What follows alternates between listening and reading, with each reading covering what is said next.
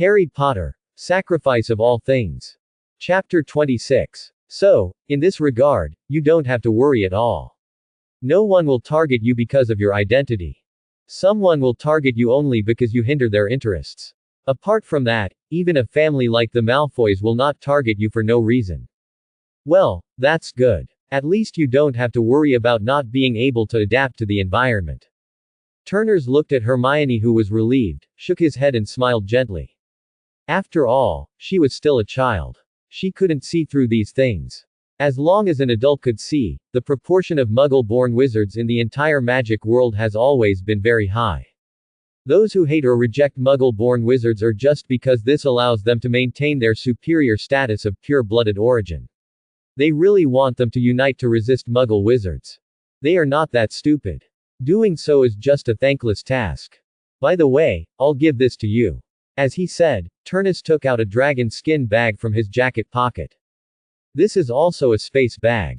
The space inside is not very large, only about 1 cubic meter in size, but it is enough to hold a lot of things, which is just right for Hermione at this time. Hermione took the bag handed over by Turns with some doubts and looked at it carefully in her hand. What is this? What's in it? It's not that Hermione has never guessed that this is a space bag. However, in Hermione's imagination, the value of such a space bag must be very high. Even a noble in the wizarding world like Turns would not be so rich and generous that he would give it away just like that. This is a space bag. The space inside is not big. Just because you need it, I'll give it to you. Turns said it very easily, but it sounded like thunder in Hermione's ears. Hermione quickly handed the dragon skin bag in her hand back to Turnus, and shook her head and said, I can't have this thing, it's too precious, I can't accept it. Turnus had thought of this long ago, and didn't reach out to take it. Since it was a gift given, how could it be taken back? Moreover, it was not as Hermione thought, the space bag was very precious. Indeed, in the entire magic world, it is very difficult to make a space bag with enough space, and the cost of a better space bag is also very high. However, this certainly does not include Turnus. With Turnus's current worth, it is easy to get such a bag. For him, it has no value. Besides, as the default heir of the Longbottom family, Turnus wants such a bag, but he really can't make it now. But whether it is his parents, or his grandmother, or those followers who serve the Longbottom family, many people can easily make it. The production of this thing is not as complicated as imagined. You know, in the original book, Hermione was able to make a pearl-shaped space bag by herself when she was in grade 6. It can be seen that this thing does have technical content, but it is not as mysterious as imagined. Okay, don't think too much. It does take some skills to make this thing. However, in our Longbottom family, my parents and my grandmother can easily make it. Turnus felt that this explanation was not enough. He tilted his head and thought for a while, and continued, the technical content of this thing is just the level of a 6th or 7th grade honors student. As for the material cost, let me give it to you as a Christmas gift in advance. When the time comes, you can also give me a gift, a mechanical watch from the Muggle world. I am quite interested in that. Hermione confirmed again with some uncertainty, is what you said true? Isn't this space bag valuable? Indeed, the material cost of this thing is just the value of a pair of dragon leather gloves. Besides, this is just what I changed. It will just be eaten by dust if it is left with me. It is better to give it to you. It is convenient for you and I can make friends with you. Then we are friends now, right? Looking at Turnus's expectant eyes, Hermione smiled and said happily, of course, we are already friends. I am very happy to have made friends with you two at the beginning. Hermione still has some emotional intelligence. She did not forget Neville beside her.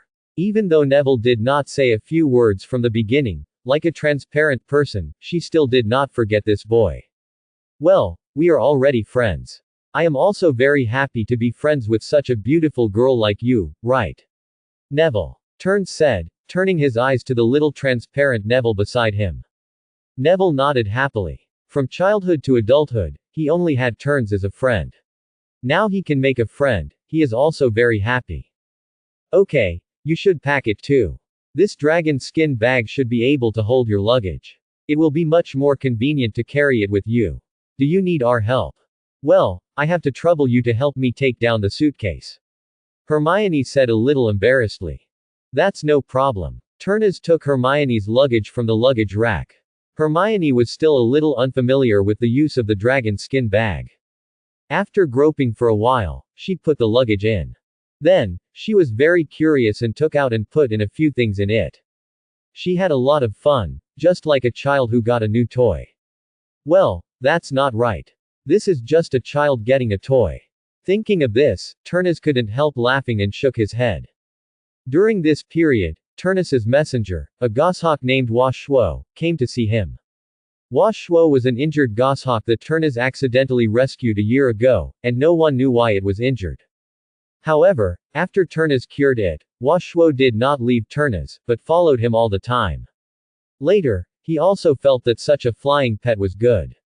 Besides, although he already had Nuo as a pet, he didn't have a messenger, so he took Washuo in. He also used special magic potions to train Washuo into a messenger, and then allocated his resources. At this time, Washuo was no longer an ordinary goshawk, but a magical goshawk messenger.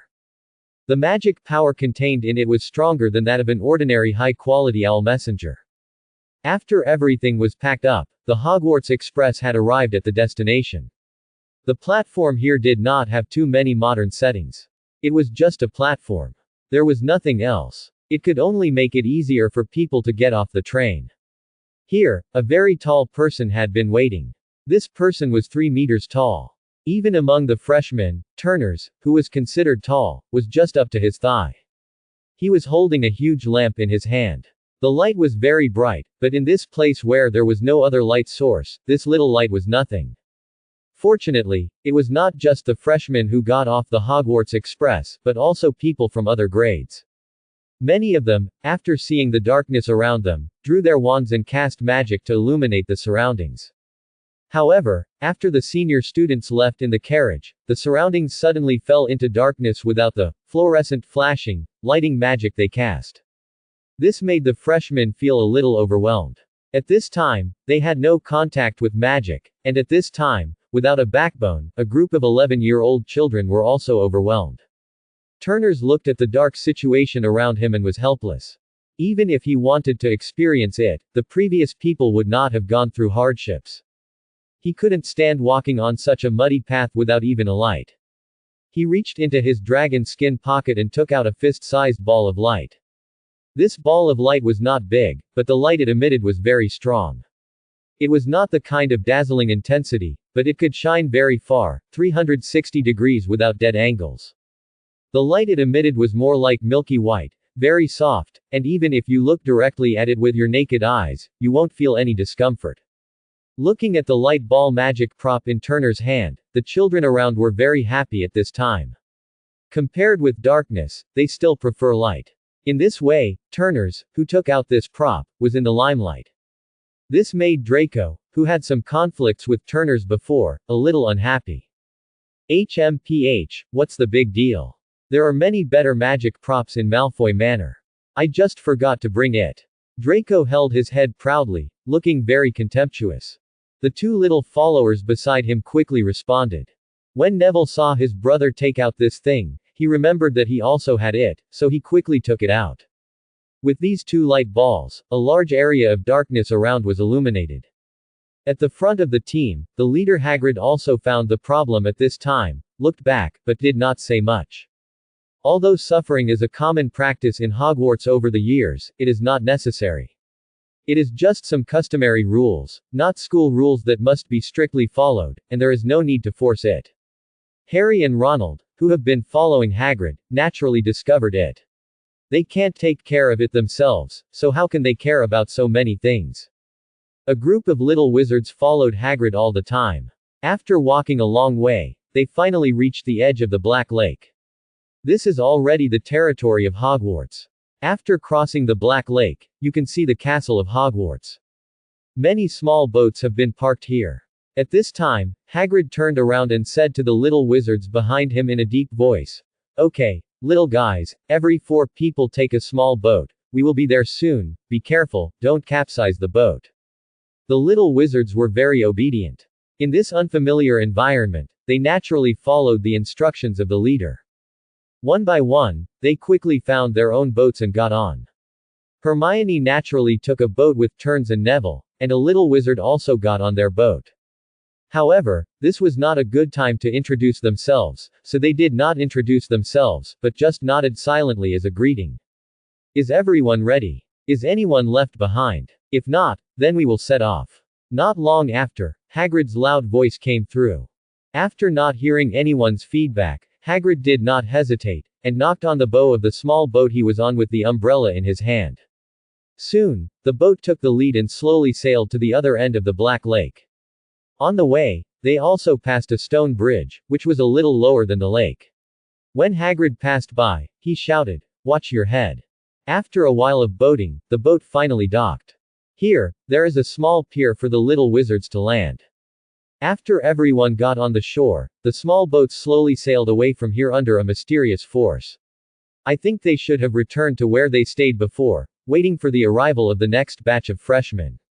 Everyone didn't pay attention to these, but looked at the ancient castle in front of them with flashing eyes. The area of this castle is very large, and it reveals a very ancient atmosphere, which looks very solemn and solemn. At the gate of the castle, there is already an old female wizard waiting. She is wearing a dark green wizard robe and a pointed hat. There is no expression on her face, which gives people a very stern impression. Professor McGonagall, I have brought the freshmen here, not one is missing. Hagrid greeted the witch in a loud voice. Professor McGonagall nodded seriously. Well, leave it to me, you should go back to the hall. Okay, then I'll leave it to you, Professor. After saying hello to Hagrid and Harry, he left here, probably going to the hall. Okay, everyone, there is still a little time now. I think you'd better tidy up your clothes, we will start the sorting ceremony soon. After Professor McGonagall said something to the little wizards, he turned around and knocked on the door handle of the castle gate with the wand in his hand. The door opened a crack, and Professor McGonagall walked in. After she entered, the door closed again. Obviously, it was not time for them to enter the castle yet, and they also needed to wait. Hermione, who was in front of Turnus, was very nervous at this time. She didn't know how the sorting ceremony would start this time. But from the way she was mumbling, it seemed that there would be an exam for this sorting ceremony. This might be normal in the Muggle world, where people are educated differently based on their knowledge reserves. But what she didn't notice was that this was the wizarding world, and it didn't need to be so troublesome here. Moreover, the conditions for sorting in Hogwarts were not based on intelligence, but on a person's character. Although it felt a little funny, Turnus didn't stop it. This might be better. After all, Hermione was in contact with the wizarding world for the first time, and she also needed to use this method to relieve her tense spirit. Then, Turnus heard some discussions from other little wizards. These people were obviously tricked by their elders or brothers and sisters, just like Ronald. As far as he knew, it seemed that the sorting ceremony this time required a battle with a giant monster. This is ridiculous. If this is true, with the strength of these freshmen, not counting Turners, if one of these little wizards survived, he would be lucky.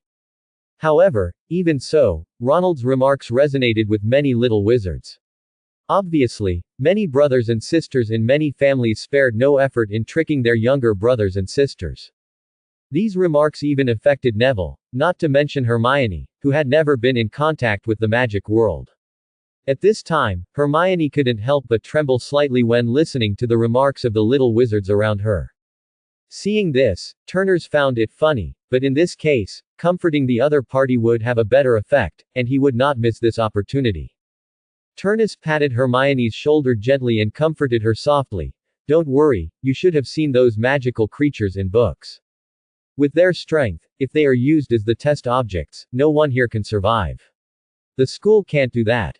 The sorting ceremony should not be difficult. Don't worry. After hearing Turnus' words, the little wizards around stopped discussing and began to think. Yes. If that's the case, why are they here, to die? Everyone now understands that they were tricked by their brothers and sisters. Although they are not happy, they are relieved. Hermione heard Turnus' words and felt that they made sense.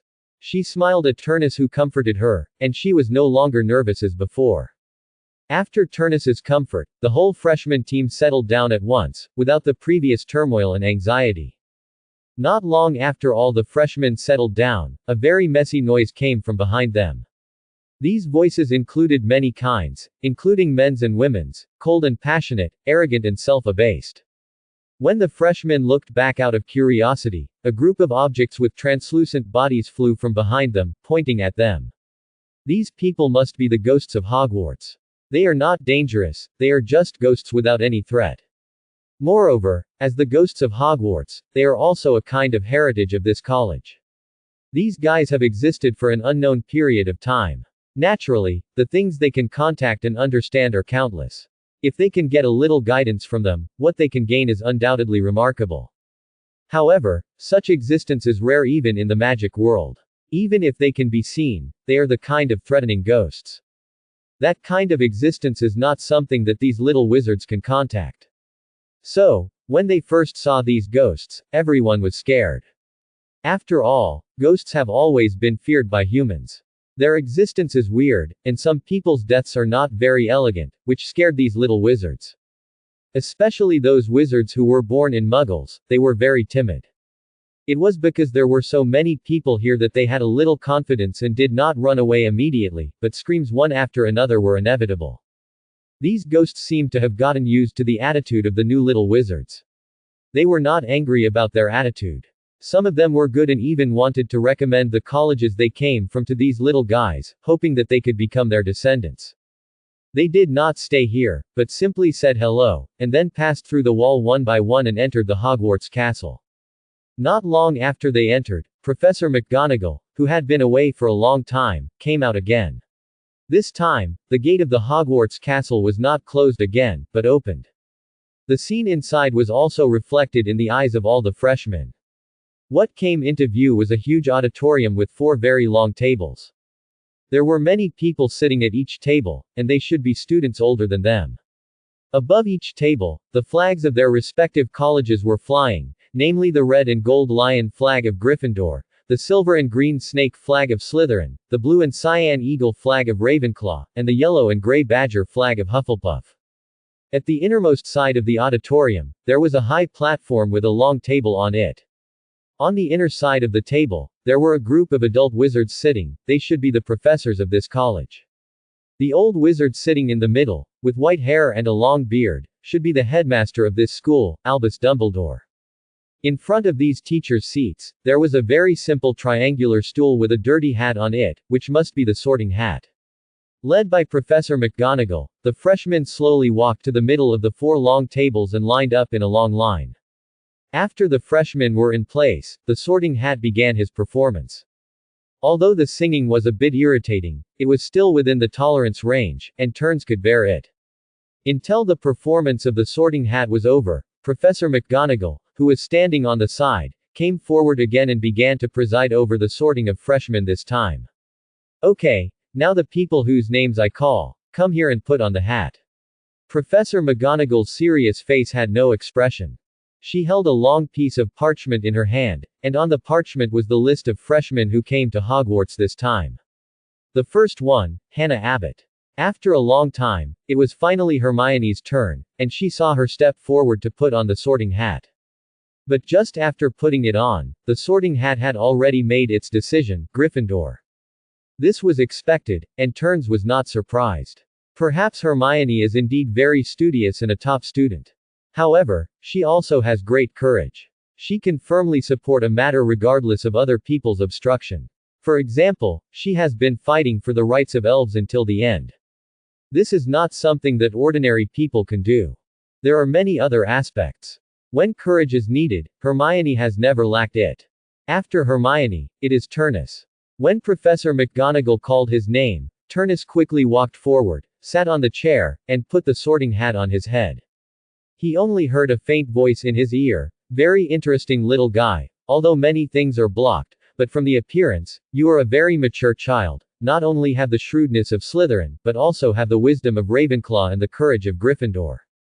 So, where should you be sorted?" Turnus knew what the sorting hat said.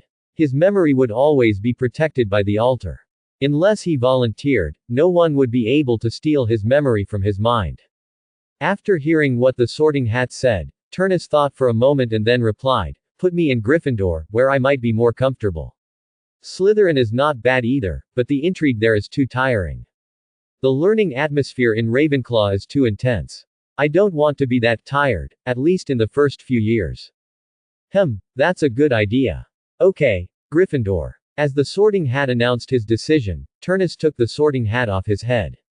After putting the hat on the stool, Turnus walked towards the boiling Gryffindor table. At this time, the Gryffindor table was celebrating enthusiastically because of the addition of a new student. This is not because Turners is so popular, it is just a habit.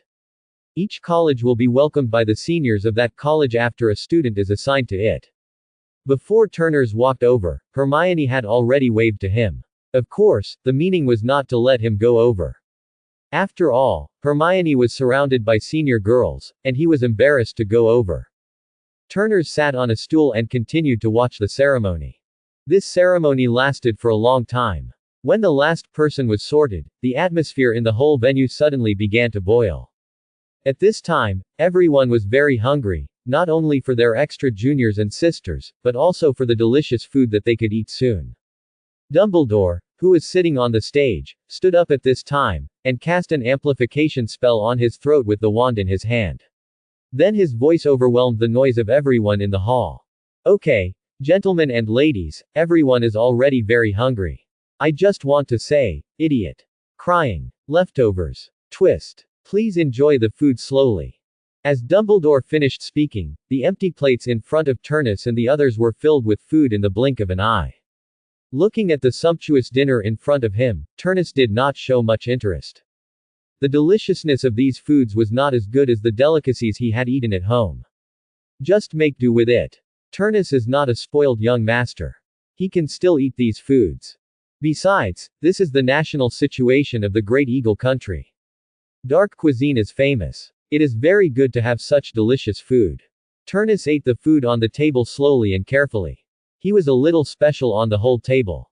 To be honest, maybe he was really hungry before. Every student here didn't look very good at eating at this time.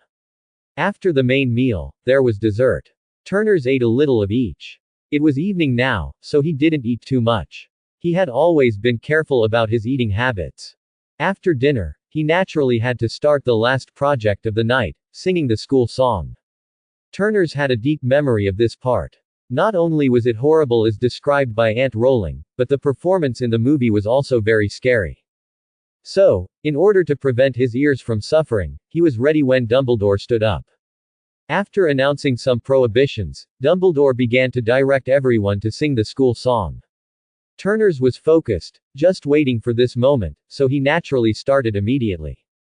With a light wave of the wand, an ear-blocking spell was cast, blocking his ears and reducing his hearing to the lowest level. Then, he followed the others and pretended to open his mouth to fool them. No one would notice Turners' tricks. After all, there were at least 700 to 800 people in the auditorium. If you want to notice someone, no one would notice their tricks unless they were watching them. Turners looked at the note that slowly floated out from the tip of Dumbledore's wand and couldn't help but smack his lips. It wasn't that the spellcasting skills were so brilliant, but that Dumbledore used the old wand to do such a thing, which made his mouth twitch involuntarily. After the notes disappeared, Turnus lifted his earplug spell. Under the leadership of the prefect, he followed him and walked towards the Gryffindor lounge. When he passed by, Neville and Hermione also squeezed in with him. This is the benefit of leaving a first impression. When possible, gathering with people who are familiar with you is the most common behavior of human beings. After Hermione came to Turnus, she was very interested in what she had seen and heard during this period of time, and kept telling her discoveries. Turnus was not impatient, but listened carefully. For girls like Hermione, it is a good thing to let them express their feelings. As long as you can show that you listen carefully, you can get their favor. Soon, the Gryffindor Tower arrived. There was a huge public lounge here, with some sofas placed inside, and a large fireplace embedded on the wall on the side. It was not lit at this time, after all, it was summer now. The Gryffindor common room is divided into two parts, male and female. Girls can enter and exit the boys' common room freely, but boys are forbidden to enter the girls' dormitory. Turnus has been unable to complain about this rule since he watched a movie. Haven't Western countries always advocated gender equality? Why is it unequal at this time? At this time, it was not early. After saying goodbye to Hermione, Turnus and Neville followed the other students and walked towards their dormitory belonging to the boys. The Gryffindor common room is a dormitory for 4 people. Turnus and Neville's common room is in the same room, and their other 2 roommates are Harry Potter and Ronald Weasley. The 4 people knew each other, and now they were assigned to the same dormitory, so naturally they exchanged some pleasantries. However, they just said hello and didn't say a few words. After that, they couldn't bear the sleepiness anymore, fell on the bed, and fell asleep. They didn't even have time to pack their things before they fell asleep. This day was quite tiring. We started early and went to King's Cross Station, and took the Hogwarts Express. It was not until dark that we finally arrived at our destination. Then we walked at night and took a boat, and finally arrived at Hogwarts Castle. Then the sorting ceremony began, and after the sorting, we had dinner and sang. Now, we can finally rest for a while. At this time, we are relaxed, how can we hold on? After all, they are just 11-year-old children, and it is very good that they can hold on until now. Turns did not go forward to disturb the rest of the few people. Although his body has been strengthened a lot by various natural materials and treasures, it is not far from that of ordinary adults. But other people are not like him. Sitting at the head of the bed, he took out his gift from the dragon skin bag, put it one by one, picked up the course schedule on the bed, looked at the books to be used tomorrow, and after sorting them out, he lay down on the bed and began to rest. As some people say, a person's life is just a blink of an eye, and a day passes by.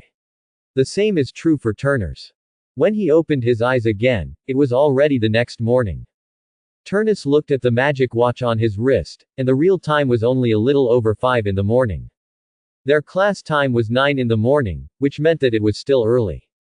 However, Turnus, who had developed the habit of going to bed early and getting up early, was not very sleepy, so he got up, dressed, and went to the public lounge outside the dormitory.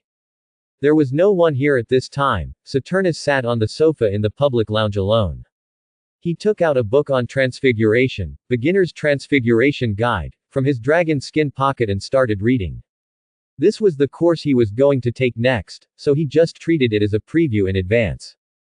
As time went by, there was some movement in the entire Gryffindor lounge. No matter which college, there is a group of hardworking students. They may not have good academic performance, but they can get up early to study. Of course, depending on the nature of each college, the number of such people is also different, but the only thing that can be confirmed is that there will definitely be a lot of such people. Not long after, some noises came from the Gryffindor girls' dormitory, and someone came out. Turnus glanced over there casually, and unexpectedly, the person who came out this time was his friend Hermione. When Hermione saw Turnus, she was also very surprised. She didn't expect that Turnus would get up so early. Hey, Turnus, good morning. Are you preparing here? I can't believe that a genius like you gets up earlier than us. Hermione said a little embarrassedly. She thought she got up early enough, but she didn't expect that there was someone who got up earlier than her, and this person was Turnus, who was very talented and had already mastered some magic. This made Hermione, who was determined to become an excellent wizard, a little embarrassed. Yeah, I'll take a look first. I haven't had much contact with the magic taught in school before. I went to bed early last night. It's still early this morning, so I came here to take a look at the course I'm about to learn. Turnus shook the book in his hand and said to Hermione. By the way, Hermione, let's go to the hall to have breakfast together, and then go to class together. Okay, I don't know much about the situation here, maybe we can go faster if we go together. Obviously, the constantly changing stairs last night brought Hermione some bad memories. Well, it's settled then. After making an appointment, Turnus continued to read the book. This book is about the elementary guide of Transfiguration. To be honest, the content is still very good. At least it can introduce some basics of Transfiguration in a simple and easy to understand way. He didn't talk big right away and said some nonsense. Hermione saw that Turnus began to immerse himself in the book again, so she didn't disturb him. Hermione returned to her dorm, where her 3 roommates were already up. And she could pack her luggage without disturbing others. After some sorting, Hermione finally nodded with satisfaction. She took out her pocket watch and checked the time. She found that it was already 7:50 before she knew it. Has it been so long? Hermione was a little surprised. Suddenly, she remembered something. She and Turnus still had a date. Now she looked at the time and it was late. She didn't know if Turnus was still there. Hermione didn't have time to think about it. She quickly picked up the dragon skin bag beside her, which contained the books she needed, and rushed out. She was a little confused and didn't know what happened to Hermione. When Hermione rushed to the common room, Turnus had already put away his transfiguration books and was eating a bag of snacks. This was to kill time and fill his stomach. After all, so much time had passed, and he didn't know how long Hermione would take. He couldn't just leave, so he could only plan this way. Forget about waiting. He had heard that if you wait for a girl for several hours, you will not be able to come down. Thinking this way, Terrace grabbed another dried sweet potato and put it in his mouth to chew. Looking at Terrace chewing dried sweet potato boredly, Hermione didn't know why she always wanted to laugh. However, this matter was indeed her fault. After adjusting her expression, Hermione came to Terrace. Hey, Terrace, I'm sorry to have kept you waiting for so long. I just packed my luggage and didn't expect it to take so long. I'm so sorry. Hermione apologized sincerely. Turnus waved his hand and said nonchalantly, It's okay, the time is just right anyway, you are not late, don't worry about it, since you are here, I will go and call Neville and the others, they may still be asleep now, I will call them and come over, then we will have breakfast together. Hermione naturally would not object, and it would not take long, she nodded and said, Well, you go, I'll wait for you here. Okay, it will be soon, I will be there soon. Turnus said, and walked towards the boys' dormitory. When he arrived at the dormitory, the 3 guys here were still sleeping there. I really don't know how tired they are, they haven't woken up yet. Hey, you 3, wake up. It's already 8 o'clock. If you don't get up, you won't be able to attend class. Our first class is the Transfiguration class taught by Gryffindor Dean, Professor McGonagall. If you are late, you will suffer. Hearing Turnus's call, the 3 teachers in the dormitory just responded in a daze and then went back to sleep. Looking at these 3 hopeless guys, Turnus couldn't help but have a headache. It seems that waking up in the future is also a very important task. Fortunately, he had prepared for this. Turnus took out something similar to an alarm clock from his pocket. That's right, it was an alarm clock. However, what was different about it was that the alarm of this alarm clock was made again by Turnus using alchemy. The sound it could make at this time could not be compared with that of an ordinary alarm clock. Turnus set the alarm clock to 8:05 and placed it at the door. Then, he stopped caring about it and just wanted to see if the alarm clock would work. Turnus left the dormitory, closed the door, and walked towards the common room. Okay, let's go. Turnus waved his hand, and the 2 of them walked out together and went out through the trap door of the fat lady. After a maze-like staircase, they finally arrived at the Great Hall. Just when they walked here and hadn't entered the hall, they suddenly heard a very loud sound, dwang. Perhaps, this sound could be heard throughout Hogwarts. Hermione was a little panicked by the sudden sound, not knowing what happened. She couldn't help but turn her head around to see where the sound came from. Okay, stop looking. This is the sound from the Gryffindor lounge. There's nothing wrong. Turnus calmly dispelled Hermione's panic. Huh, how do you know? Hermione asked with a question mark on her forehead. Well, then, Turnus told Hermione about the effect of his alchemical item. Hearing Turnus's prank, Hermione couldn't help but roll her eyes, you're just naughty. Let's see tonight whether the Gryffindor seniors will punish you or not. Hearing Hermione's words, Turnus only thought at this time that such a loud noise would wake up the whole Hogwarts. It is conceivable that the people in Gryffindor fell to the ground and received such a big surprise. He couldn't help but shudder when he thought of the scene where those seniors looked at him with resentment. Seeing Turnus's somewhat fearful expression, Hermione smiled unkindly. Turnus immediately noticed Hermione's smile, and he couldn't stand Hermione's gloating. He pretended to go up and beat Hermione. Seeing this, Hermione hurriedly ran to the front, and the two of them entered the great hall in a playful manner. Look, there are so many delicious foods here, let's eat them. Hermione pretended to be very surprised and diverted Turnus' attention. Although the method was a bit childish, Turnus didn't plan to continue playing.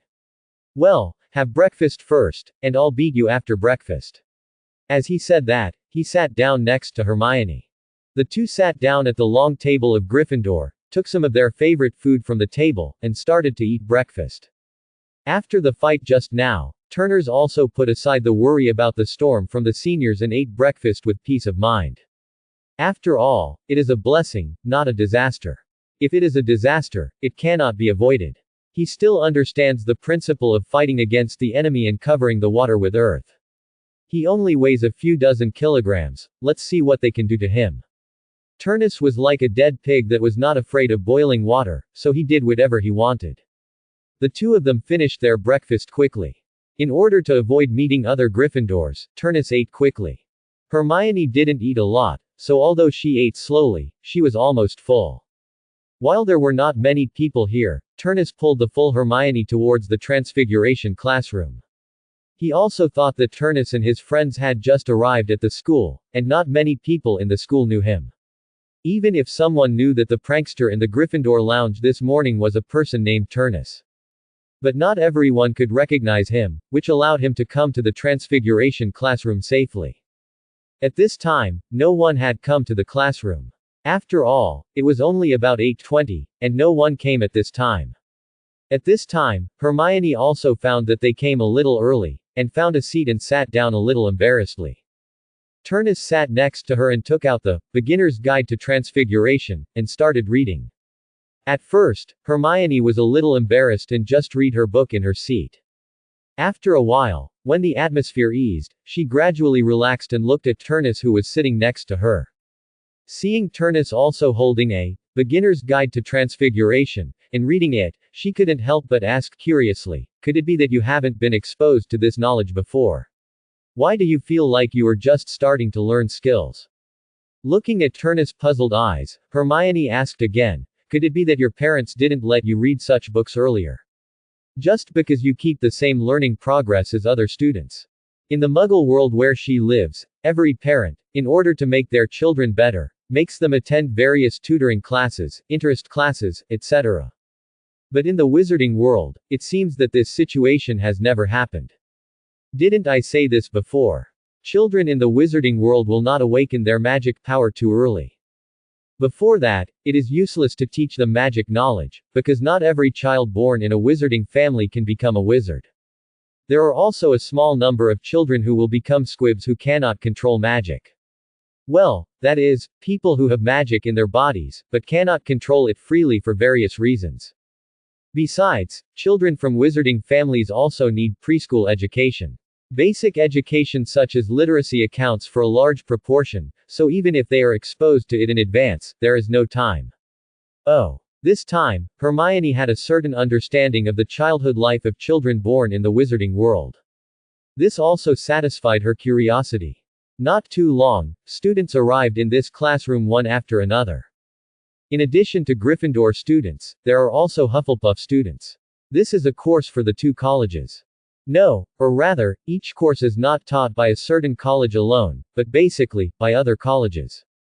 This not only saves professors time and spares them from so much hard work, but also enhances the relationship between students in each college.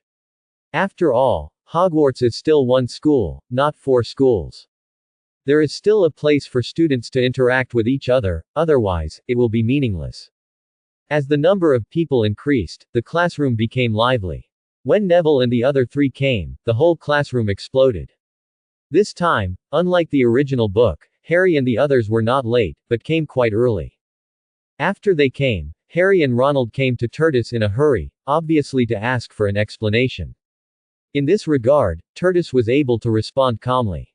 However, when all the Gryffindor students in the classroom, both male and female, stood up and surrounded Tertus, Tertus could no longer remain calm.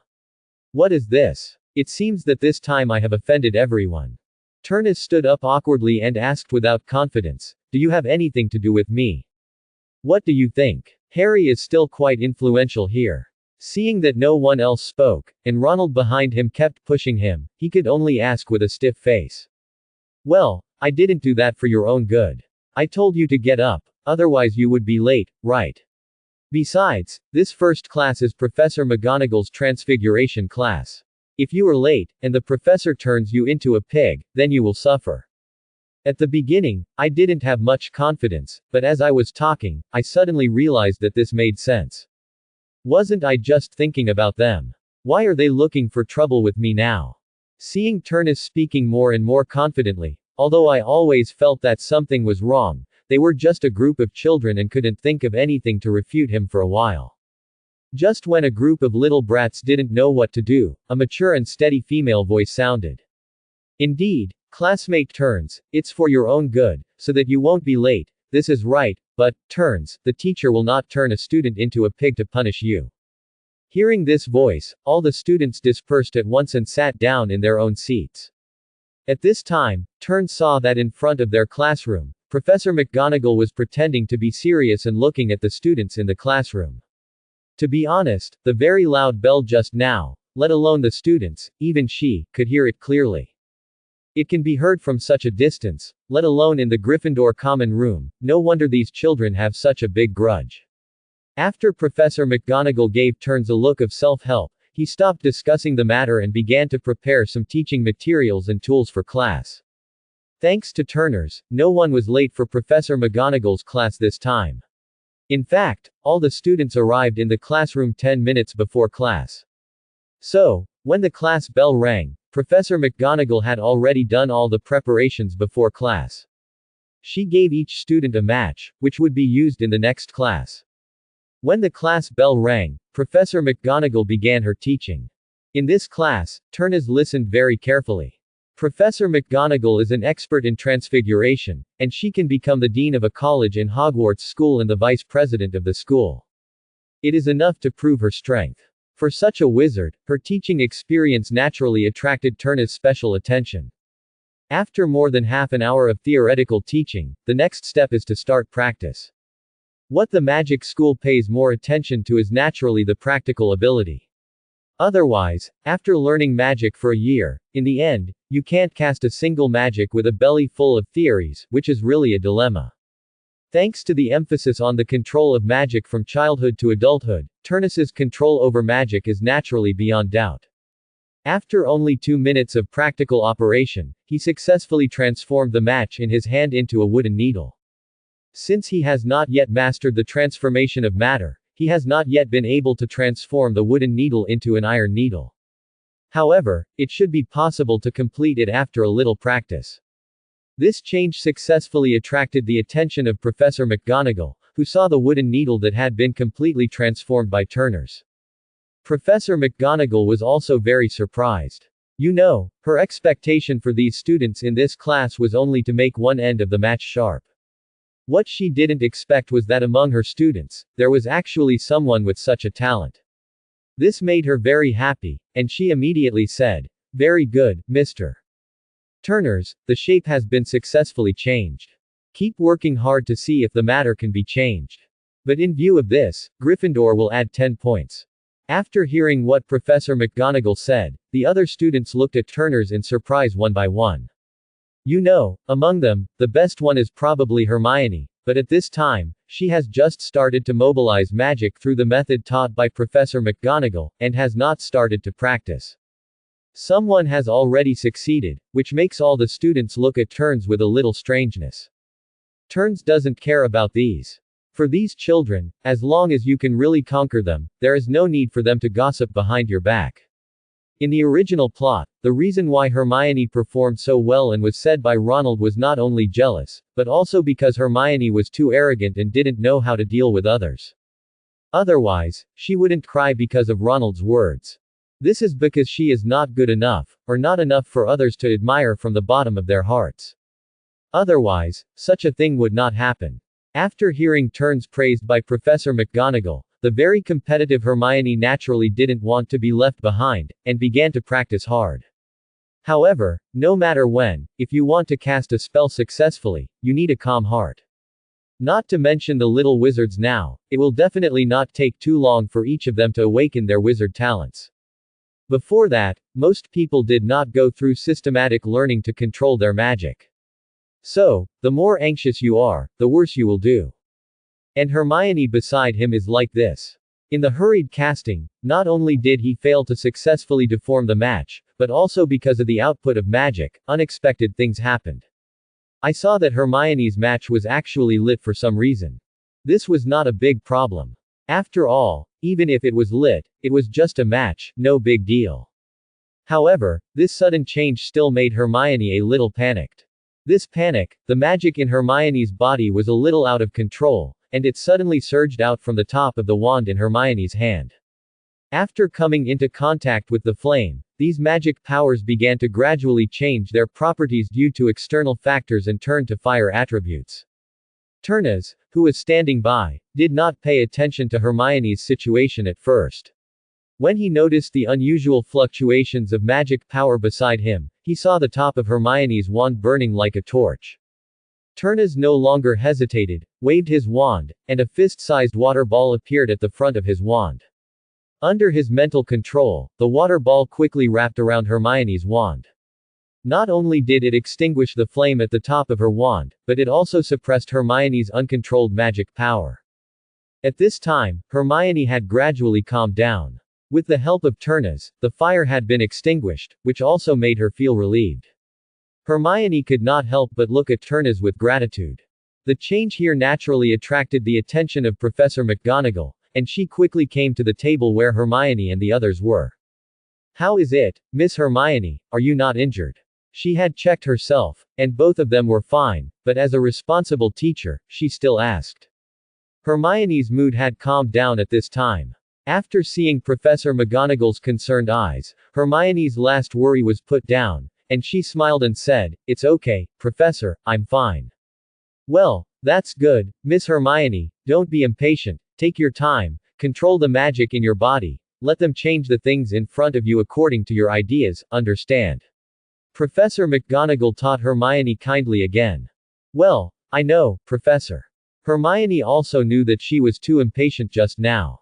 "That's good." This time, Mr. Turnus reacted quickly and helped his classmates solve a small problem. "This is very good. Gryffindor gets 1 point. After Professor McGonagall confirmed that Hermione was fine, he looked at Turnus again and said with great appreciation, "Thank you, Professor." Turnus thanked with a smile. After Professor McGonagall left, Turnus leaned to Hermione's side and whispered to Hermione, "Hermione, don't be too anxious. When you use your magic, you must be calm, so that you can control the magic in your body." "Well, I know, but why did you do it so easily?" Hermione was still a little bothered. She still didn't understand this, was the gap between her and Turnus really that big? "Okay, don't think too much, didn't I tell you? I awakened my wizard talent when I was 5 years old, and since then, I have been practicing my control over magic. So, I left 5 years earlier than you, and it's normal that your current magic control ability is not as good as mine. If you can compare with me, doesn't that mean I'm useless?" "What? You awakened your wizard talent at the age of 5. This is different from what you said."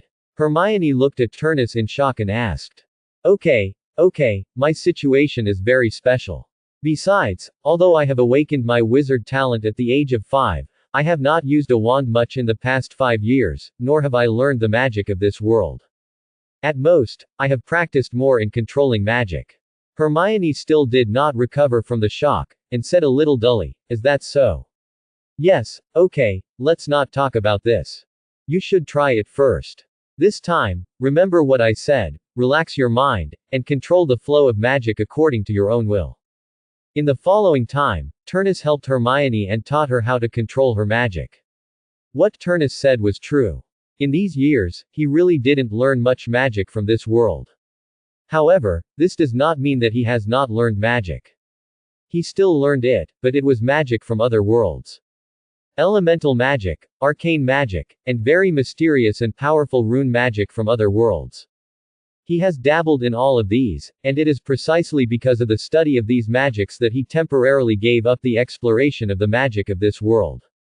Of course, after 5 years, he only learned the basics of magic from other worlds. First, because there was no more information, he only got some introductory magic and research materials. Another reason was that there was no one to guide him, so he could only slowly explore based on some information. Of course, although the efficiency was a bit slow, after these years of research, there were certain results.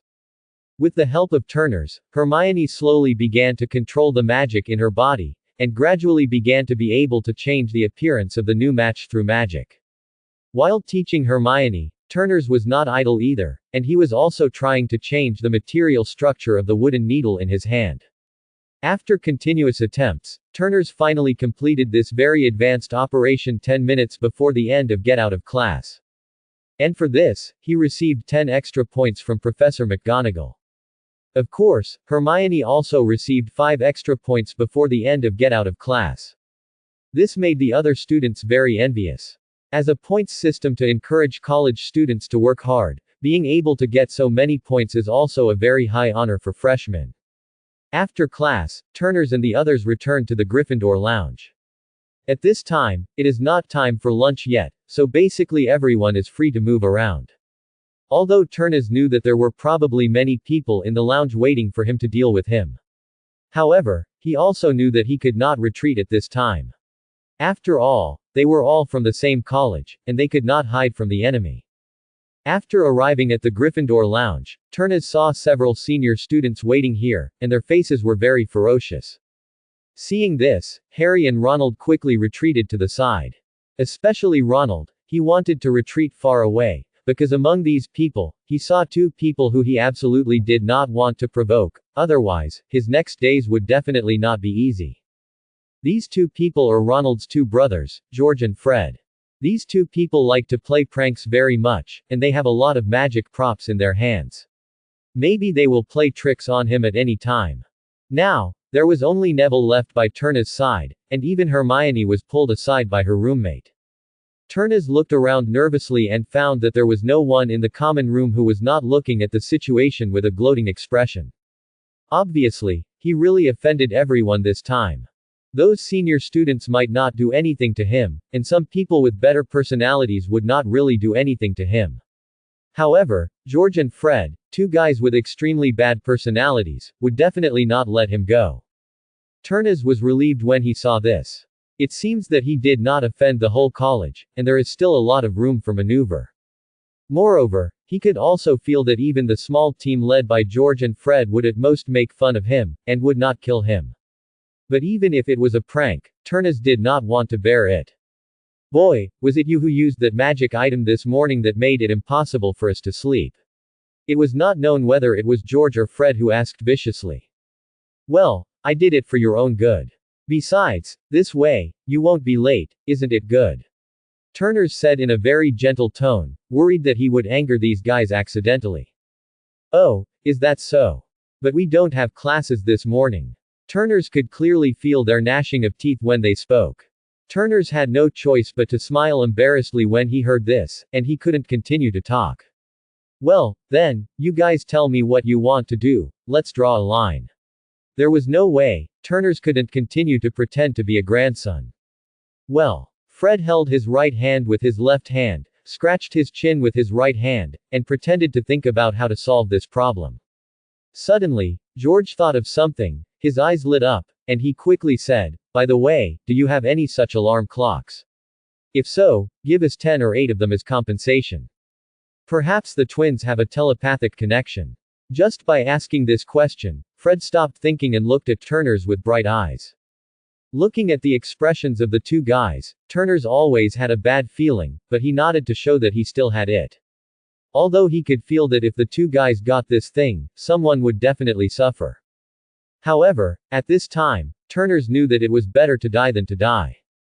Of course, he didn't stupidly take out 10, but only gave them 2. Here, that's all. I don't have much, it's still quite hard to make this thing. Hearing Turners' words, George and Fred were not frustrated, but their eyes lit up. Since Turners could say this, it naturally showed that this thing was made by Turners. With such a good magic prop, they immediately thought of pulling Turners into their team to play pranks together. At this time, Turns had no idea that he had been targeted by two lawless bad boys. After George took the alarm clock from Turns, he turned around and blocked all the people behind them. Although at the beginning, some people were still very unconvinced and wanted to continue to make trouble for Turns. However, I don't know what Fred said. In the end, these people, one by one, returned to the boys' dormitory with a smirk on their faces. I don't know what bad water they had in their stomachs. Seeing these people push away together, the other Gryffindor seniors knew that there was no excitement here, so they all dispersed. It was not until this time that Hermione got rid of her roommate's entanglement and came to Turns. As for Harry and Ronald, they also came over at this time. You two guys are really too disloyal. You actually left me and Neville and ran away. If I hadn't called you this morning, I wouldn't have used that. At this time, Turns was justified. Harry and Ronald knew that what they had just done was really disloyal, so they did not refute the words of love. Hermione, as an outsider, saw this scene clearly, but she did not say much, just smiled secretly on the side. Since the last episode, Turnus has become a little famous in Gryffindor for a period of time. Although it is not a very good reputation, it also makes the whole Gryffindor remember him. It was very peaceful for a while. On this day, Turnus was doing homework on the Transfiguration subject in the common room of Gryffindor with Hermione, Harry, Ronald and others. Suddenly, Neville closed his legs and jumped in from outside. Turnus did not notice it at first, and when someone was surprised, Turnus realized this situation. Seeing this, Turnus knew that Neville was being teased. In the original book, Neville was unlucky and often got into trouble due to some intentional or unintentional accidents. In the past, few people would stand up for Neville and stand up for him. However, it is indeed different from the original plot now. Here, he has his cousin. As his brother, Terrace will definitely not let others bully Neville like this. Terrace first drew out his wand, waved it gently, and untied the spell on Neville, and then asked with a bad face, "Neville, what's going on?" Although Neville has a good relationship with Terrace since childhood, the two have never quarreled. Moreover, Terrace is indeed very good to Neville, but as a brother who grew up together, Neville still has a fear of Terrace in his heart. Especially when Terrace becomes serious, even if this seriousness is not because he made a mistake. However, Neville's character still makes him very scared. Neville blurted out involuntarily, "It was Draco. I met him in the clock tower. I was looking for Leaf and he cast a spell on me." After hearing Neville's words, Turnus did not stop and walked straight outside. Although the other Gryffindor students were a little angry about Draco's behavior, no one would do anything to Draco, the young master of the Malfoy family, for no reason. However, seeing Turnus walk out, his expression was still very bad. Some people who had nothing to do followed him and planned to see the excitement. Harry, Ronald and Hermione, who were friends of Turnus, knew that it was not good and hurriedly chased him out. They had been with Turnus for a while and had a certain understanding of Turnus's character.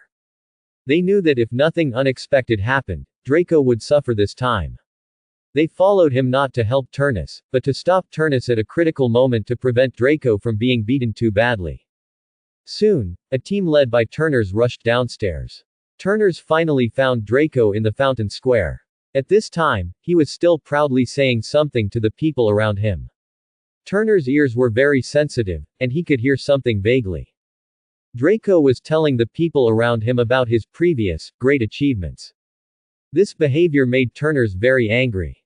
People from his Longbottom family were not bullied by everyone. Even if this person was from the Malfoy family, let alone he was a school director, what was so great about it, it seemed as if everyone was not. In fact, among the 28 pure-blood families, most of them were school directors of Hogwarts. There were only a few people who did not become school directors, either because the inheritance was broken, or like Weasley, they were so poor that they could not even make ends meet. Seeing the Malfoy family insulting the descendants of the Longbottom family so wantonly, as a member of the Longbottom family, Trieste would never tolerate him.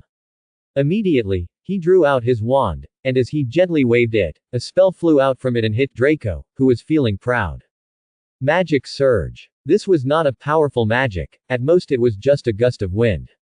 This was not a spell that Turnus could not attack, he was just saying hello to Draco. He liked to cast spells on people. Turnus wanted to see how good Draco was. He didn't want others to say that he was a person who could only attack by surprise, and he didn't bother to do that. Turnus's greeting was successful. At least the person involved knew very well that someone was going to cause trouble for him. Draco turned around angrily and looked at the source of the magic surge. Just happened to meet Turnus's angry eyes. Seeing Turnus' appearance, Draco knew what was going on. Although he felt a little guilty, and through his study during this period, he occasionally took some courses with Gryffindor students. He had also heard that Turnus had a strong talent for learning. However, as the next heir of the Malfoy family, how could he be a coward? Besides, there were his 2 followers and several Slytherin students around him, and he didn't believe that they would take action under such circumstances. But he obviously underestimated Turnus's determination, and at the same time, he also underestimated Turnus's strength. In Turnus's opinion, what strength can these children have?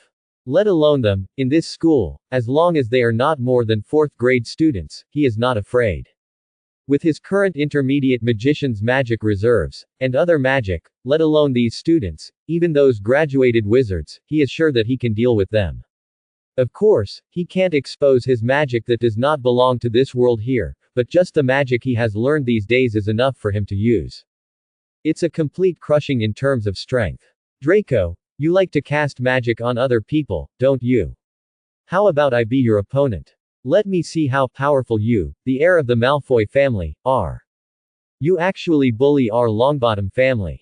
After hearing that Turnus upgraded this incident to the level of 2 families, Draco knew it was not good, but he had no way to escape.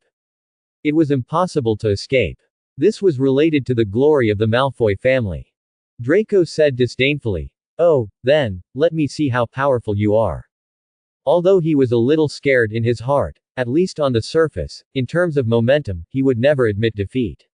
"Are you ready, Draco?" Turnus asked disdainfully. Draco had already drawn his wand, holding it tightly, looked at Turnus opposite, and nodded viciously, "Okay. Come on." Stuck a stick in the front teeth. With that, he cast a spell without waiting for Turnus or anyone else to start. Although it was suspected of a surprise attack, no one cared about it at this time. Turnus had been prepared for this move. He had already prepared for it. A lot of magic power was condensed on the wand in his hand, and the spell was directly bounced out. This is not a profound spellcasting technique. It cannot bounce away a powerful spell like a duel between adult wizards. It is just a simple magic crushing, which forcibly bounces the magic through more abundant magic. To use this move, you need to have absolute magic crushing to do it. Without waiting for Draco to continue casting magic, Turnus swung his wand, and a fist-sized magic ball flew towards Draco. This is not a magic, but a simple ball condensed by magic power. Although it has no special effect, it can achieve the purpose of physical attack and it will hurt. This is not a magic casting technique. At their current stage, when they don't know much magic, it is a very good way of attack. Of course, this has a premise, which is a strong enough magic control and a large enough magic. Draco naturally doesn't know any coping methods. Let's not talk about whether he has learned it now. Even if he knows it, many magics can't be used at all with his current magic reserves. He had no choice but to dodge to the side in a mess. Rolling on the ground, although it's not good looking and very embarrassing, it's better than being hit directly by such a magic ball. Turnus didn't give Draco a chance at all. Before he could get up, another marble-sized magic ball was hit at Draco. At this time, the magic ball that Draco dodged had already fallen to the ground. There was only a bang, and the stone slabs on the ground made a dull sound because of this attack. It can be imagined what effect it would have if it hit the human body. This time, even Draco, who dodged it, had sweat on his forehead. He didn't dare to stop for a moment and continued to dodge those marble-sized magic balls. Although these magic balls were not as big as the previous ones, who knows if they would hurt when they hit him. He didn't want to try such an attack. In the end, everyone only saw that Draco was chased by many marbles and ran around, and his figure was very embarrassed. Turnus had no intention of stopping at all, and continued to attack with an expressionless face. In the end, Draco really had no choice. He was just a child and didn't have much physical strength. In addition, he was spoiled since childhood, so what physical strength did he have? At this time, he didn't care about his face, and shouted to Crabbe and Goyle on the side, "What are you two still looking at there? Come together and beat him." For such words, only boos from the people around would be welcomed. But as Draco's followers, Crabbe and Goyle didn't care about that. They immediately rolled up their sleeves and rushed towards Turners. There were not many children of this age who knew magic. Even if they did, they could only perform those magic tricks, which had no lethality at all. On the contrary, it is better to use fists directly than to use a magic wand. When Draco was talking, Turnus was already on guard. Before Crabbe and Goyle did not take action, he did not plan to do anything. Now that they have joined the battlefield, Turnus does not need to be polite to them. The magic wand in his hand waved continuously, and a piece of magic marbles directly covered the three people. For a normal wizard, if he used magic power like this, the magic power would have been exhausted long ago. However, Turnus is obviously an exception. Let's not talk about other things. The magic power increase brought by the fairy fruit that Turnus ate when he was young has made him successfully reach the level of a primary magician. This is equivalent to the magic power reserve of a 4th or 5th grade student. In addition, in these years, he has been constantly replenishing his magic power, which has obviously increased much more than that of ordinary wizards.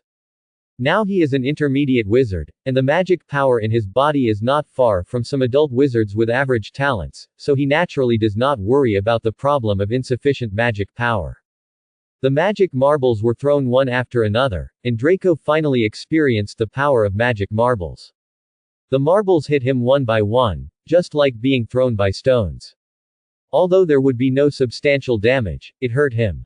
Moreover, the huge number also made Draco and the other two feel numb. Finally, the three who could no longer bear it finally begged for mercy. There was no other way.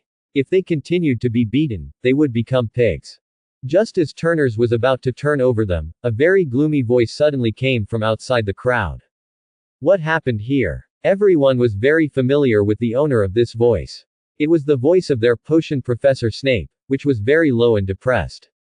When they heard this voice, everyone present knew that it was not good. Especially the students of Gryffindor College, they felt Snape's partiality the most deeply. As for the Slytherin students, they also felt bad, because they knew that their own dean was not so easy to talk to even to their own people. However, Draco, who was beaten in the field, seemed to have heard the sound of nature at this time. Because what others did not know was that Snape was Draco's godfather. In this country, a child's godfather is equivalent to another father of the child. Although not the biological father, he is better than the biological father. Although, sometimes Draco did not like the character of his godfather. But at this time, his godfather came, which was undoubtedly the sound of nature. When Turners heard Snape's voice, he had already stopped the pace of attack. At this time, it was meaningless to hit Draco twice more. Instead, it would give Snape an excuse to punish Turners more severely, which was completely unnecessary. The crowd soon parted, and Snape walked inside along the passage. When he saw the four people surrounded, he almost knew what had happened. He knew something about his godson's character, and he also knew Turnus, a very polite and studious student, whose only shortcoming was that he was a Gryffindor. Can anyone tell me what happened here? Although it was a question, it made people feel like an affirmative sentence. No one spoke for a while. Draco wanted to speak, but the scars on his body made him grimace and he couldn't stand the bruises for a while. Turnus looked at it, and finally did not let the atmosphere continue to solidify, and explained the whole story. After hearing Turnus' explanation, Snape turned his eyes to Draco. Although he wanted to lie, at this time, in public, he couldn't let go of his face, so he just nodded silently. When Snape heard that his godson was at fault, he always had an impulse to kill. What is this? Since you have provoked him, you should at least have enough strength. Without that strength, how can you find a sense of existence in his brother? Even if Snape has a clear intention to favor Slytherin, he can't go too far in this situation. Although he is the headmaster of Slytherin, don't forget that Professor McGonagall is still the headmaster of Gryffindor. And he is also the vice-headmaster. What can you let him do? He is also desperate. In the end, Snape finally thought of a solution. Draco, Turnus is fighting privately in school. Depending on the circumstances, Gryffindor will be deducted 50 points, Slytherin will be deducted 50 points, and Turnus will be punished to patrol the Forbidden Forest. Then, without waiting for the people around to say anything, he directly took Draco away. The people around were a little indignant about Snape's punishment. You know, the Slytherin who just participated in the duel was not only Draco, but also Crabbe and Goyle.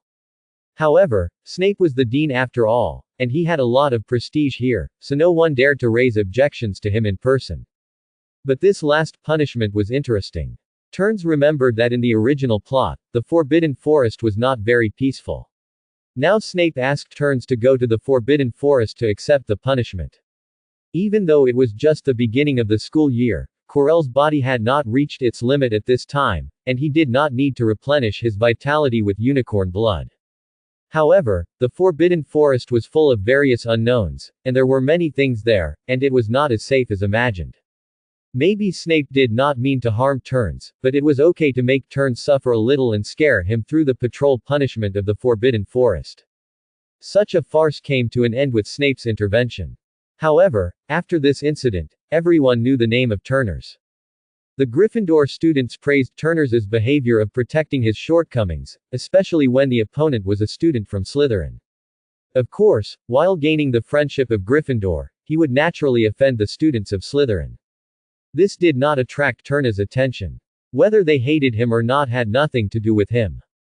In the following period of time, Turnus often received the admiring eyes of Gryffindor students.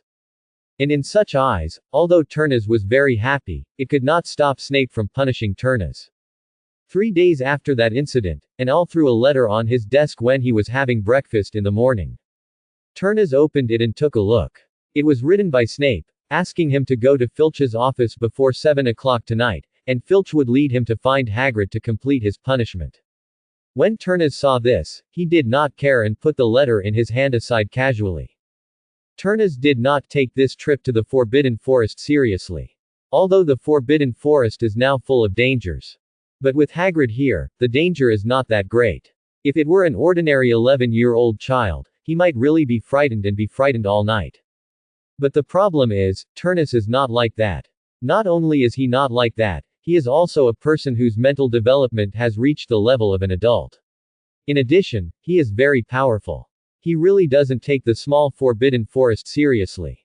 On the other hand, Hermione and others, seeing Turnus's performance, couldn't help but say with some worry, "Tennis, you are going to the Forbidden Forest tonight. I have read some books and inquired about it in the past 2 days. The environment there is very complicated, and there are a large number of magical creatures living in it. It is still very dangerous. You should prepare more."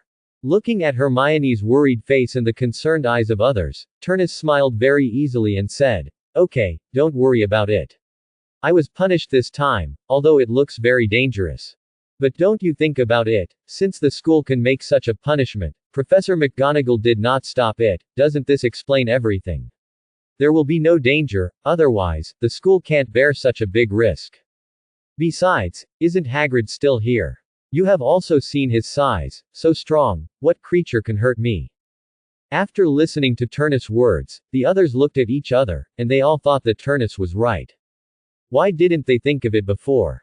Hermione, who was standing by, also breathed a sigh of relief.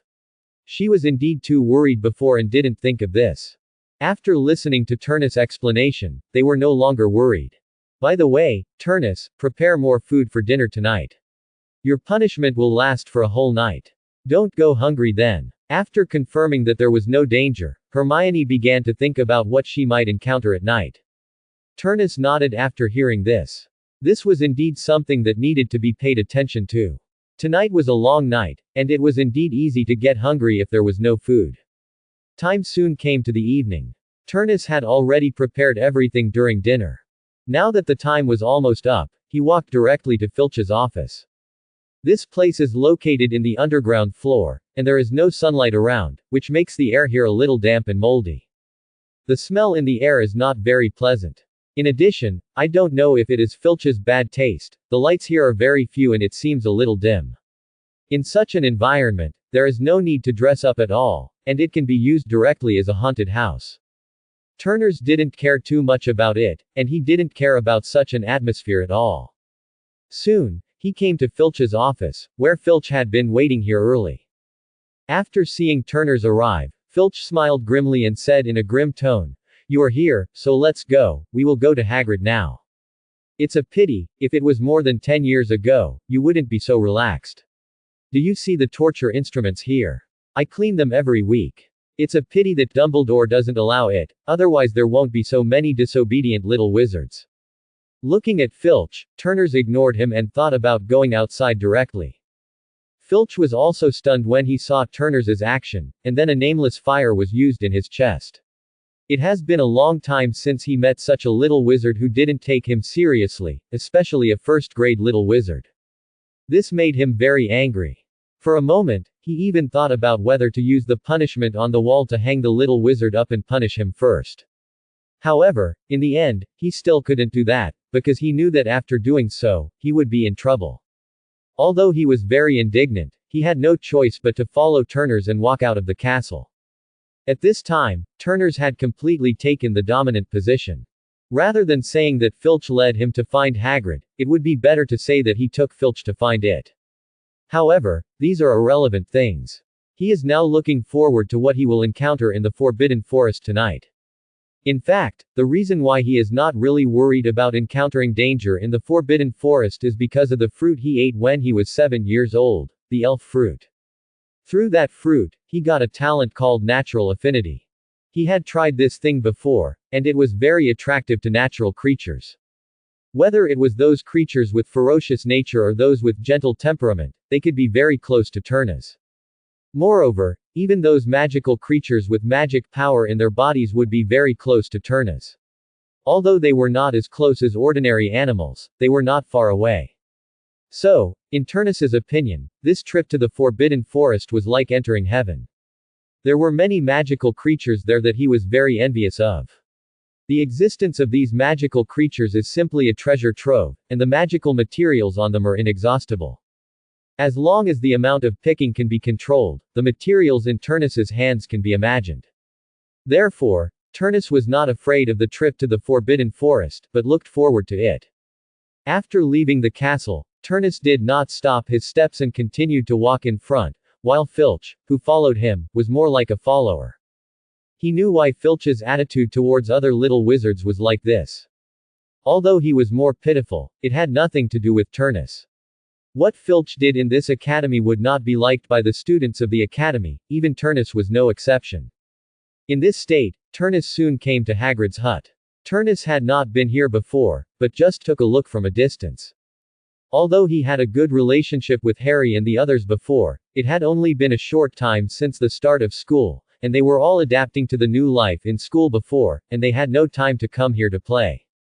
After arriving at Hagrid's hut, Filch spoke with a hoarse voice. "Hagrid, I have sent you the bad student. I hope I can receive his whole body when I come tomorrow, ha ha ha ha." Filch said, then smiled grimly and turned away. Turners didn't care about this. Turners didn't care about the perverted mind of Filch, the old squib. On the contrary, Hagrid, who opened the door and walked out, aroused Turner's interest. Although in the original book, Hagrid's life was indeed very poor, and he could only barely make ends meet. However, Turners did not agree with this. Not to mention that Hagrid had the entire Forbidden Forest behind him, how many magical materials there were in it, and how much value it was. Just the venom that the eight-eyed giant spider Aragog and its offspring mentioned originally, those spiders can provide can achieve a very high yield. The current market price of the venom of the eight-eyed giant spider has reached 100 gold galleons per pint. Just think about the densely packed eight-eyed giant spiders, and you will know how valuable Brother High is. It's just that Hagrid, this fool, really doesn't know how to use his resources, so he lives in such poverty. It's like lying on a mountain of gold, eating steamed buns and drinking porridge all day. Hey Hagrid, are we going to start our patrol tonight now? Or should we wait for a while? He was very curious about what the steps of such an activity were, whether it was always going on, or just recently. Don't be so anxious, you are Harry's friend. I heard Harry talk about you, and he also talked about your feet this time. To be honest, I admire you very much, you can actually make the Malfoy kid lose his way. Hagrid obviously heard about Turner's feat, and his attitude towards him was very enthusiastic. For this big fool, as long as he is Harry's friend, he is also his friend. As for friends, Hagrid never hesitates to show his enthusiasm. Come on, come in first. It's still early. Let's go in and have a drink. The patrol tonight will last for a long time. If you don't eat something, you will be hungry easily. Hagrid opened the door of his stone house and let Turnus in. Turnus did not refuse and followed Hagrid in. Hagrid's room was in accordance with his own style, rough and wild, and looked very rough. However, in this small stone house, there is nothing missing, and everything here is good. Many ingredients are fresh wild ingredients picked from the Forbidden Forest, which are of great value. However, here, they seem so cheap, and many things cannot perfectly play their value, which feels like a waste of natural resources. And among them, there are some things that seem so precious. Turnus even saw some white long hairs woven into a rope to tie things up. If he was not mistaken, this should be the tail hair of a unicorn. This thing is a very precious magic material. It not only has a strong magic capacity, but also a high magic conductivity.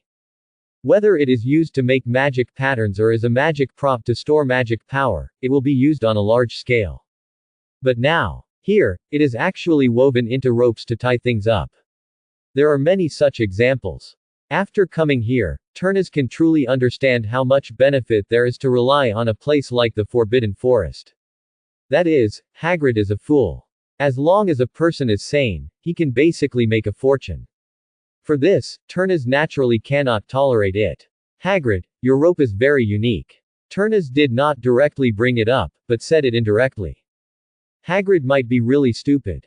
He actually smiled innocently, scratched the back of his head, and said a little embarrassedly, "This is made of some unicorn hair I collected from the Forbidden Forest. Although it looks a little ugly, it is really strong." Turnus couldn't help it when he heard this. He rolled his eyes and looked at Brother High speechlessly. "How is your life here? Do you need anything?" Hagrid was a little embarrassed about Turnus' question. To be honest, he had to make almost everything here except food. As for the materials, he didn't have to worry about it, after all, there was a whole Forbidden Forest. However, his own craftsmanship was really not very good, and he couldn't use magic openly, and his magic level was really not very good, which led to his life here being almost like a prehistoric primitive man. Of course, he lacked everything, but in this case, how could he have the nerve to tell others, not to mention that this person was a Gryffindor student? Seeing Hagrid being embarrassed to speak, Turnus could almost guess how he was doing here. He did not continue to talk about this topic, but went straight to the point and talked about the project he thought of that could generate income for Hagrid. "Hagrid, have you ever thought that you are actually very rich?" Hagrid was naturally confused by Turnus' words. He really didn't know what Turnus was talking about. He could only scratch his head and asked stupidly, "Turnus, what are you talking about?" Turnus did not keep Hagrid in suspense. He took Hagrid's strong rope from the side and explained, "Hagrid, I don't think you know that in the outside market, the value of just one unicorn tail hair is more than 10 gold galleons." Quote question mark question mark question mark quote. At this time, Hagrid, after hearing Turnus' words, had several question marks on his head. Turnus did not wait for Hagrid to react, and took one from the rough-looking crafts on the side. "This thing looks like it is made of some canine teeth. Judging from its shape, it should be a shelf for placing things. If I am not mistaken, this should be the tooth of the three-headed dog of hell." Hagrid nodded hurriedly, as if you were right. Such a three-headed dog tooth is worth up to 5 gold galleons. Turnus continued to explain to Hagrid. Hearing this, Hagrid finally understood that many of his inconspicuous things were worth so much. Then, Hagrid was excited. He really didn't expect that he could sell so many of these things for so much money outside. Doesn't that mean that if he sells all the things here, he can make a lot of money? Thinking of this, Hagrid got excited, and his face flushed. He looked at Turnus with a diligent face and said, "Then Turnus, do you think these things of mine are really worth so much money? Can they really be sold?" Although he didn't want to hit Hagrid, he still told the truth, "It's not possible now. These things have not been specially processed. Now the magic power on them is seriously lost. They have lost their value. Now they are really just a piece of crafts. Hearing this, Hagrid could no longer hide his loss in his heart. A 3-meter tall man almost shed tears. No one knows his life better than him. How poor he has lived for so many years. If he could not go to the Forbidden Forest from time to time, he would really be worse than a dog. Okay, don't be sad. Although these materials can't be sold as magic materials, their artistic value is still very high. Think about it. These are all made of precious magic materials, and their symbolic meaning is far greater than their artistic value. It was difficult for Hagrid to understand what was artistic value and what was symbolic meaning, but he did understand that these things could still be bought for some money, but they were not as expensive as before. After figuring this out, Hagrid immediately looked at Turnus with a face full of attentiveness, rubbing his hands and asking carefully, "Then can you help me sell them?" "Hee, you know, I'm short of everything except food." Looking at Hagrid's big face and the look of forced flattery, Turnus couldn't bear to continue watching. It was really a bit awkward. "That's no problem, but as you know, for such a transaction, the seller needs to pay a certain commission. Although I can help you, my family also needs some funds to operate, so it is impossible for me to serve you for free." Turnus did not hide anything and said it very directly. This is a matter of convention, and there is nothing worth hiding. Besides, the relationship between Turnus and Hagrid is far from the point of free help. What's more, the transaction volume that can be achieved in such a business is very huge. Even in the end, Hagrid can't make the decision, but the headmaster of Hogwarts, Dumbledore, takes the lead. The products in the entire Forbidden Forest can be imagined to be rich, such a large output, and there are some very precious and even rare magic materials. If Hagrid is in control of it, then it goes without saying that in less than 2 years, Hagrid will be able to become a millionaire worth more than 10 million. Such a large fortune is not something that Hagrid can own. It's not that he doesn't have the ability. After all, if he wants to collect those things from here, Hagrid, the guard, will still be responsible. But with Hagrid's identity, half-giant, student who failed to graduate from Hogwarts, keykeeper, many people will not watch him take such a large fortune. Moreover, if Turnus guessed correctly, the funds for the activities of the Order of the Phoenix have been provided by Dumbledore over the years. And his source of funds is nothing more than the teaching funds issued by the Hogwarts Board of Directors. If Hagrid gets such a large fortune, let alone others, even Dumbledore will be jealous. Therefore, the two partners of this project may be Turnus and Hagrid at the beginning.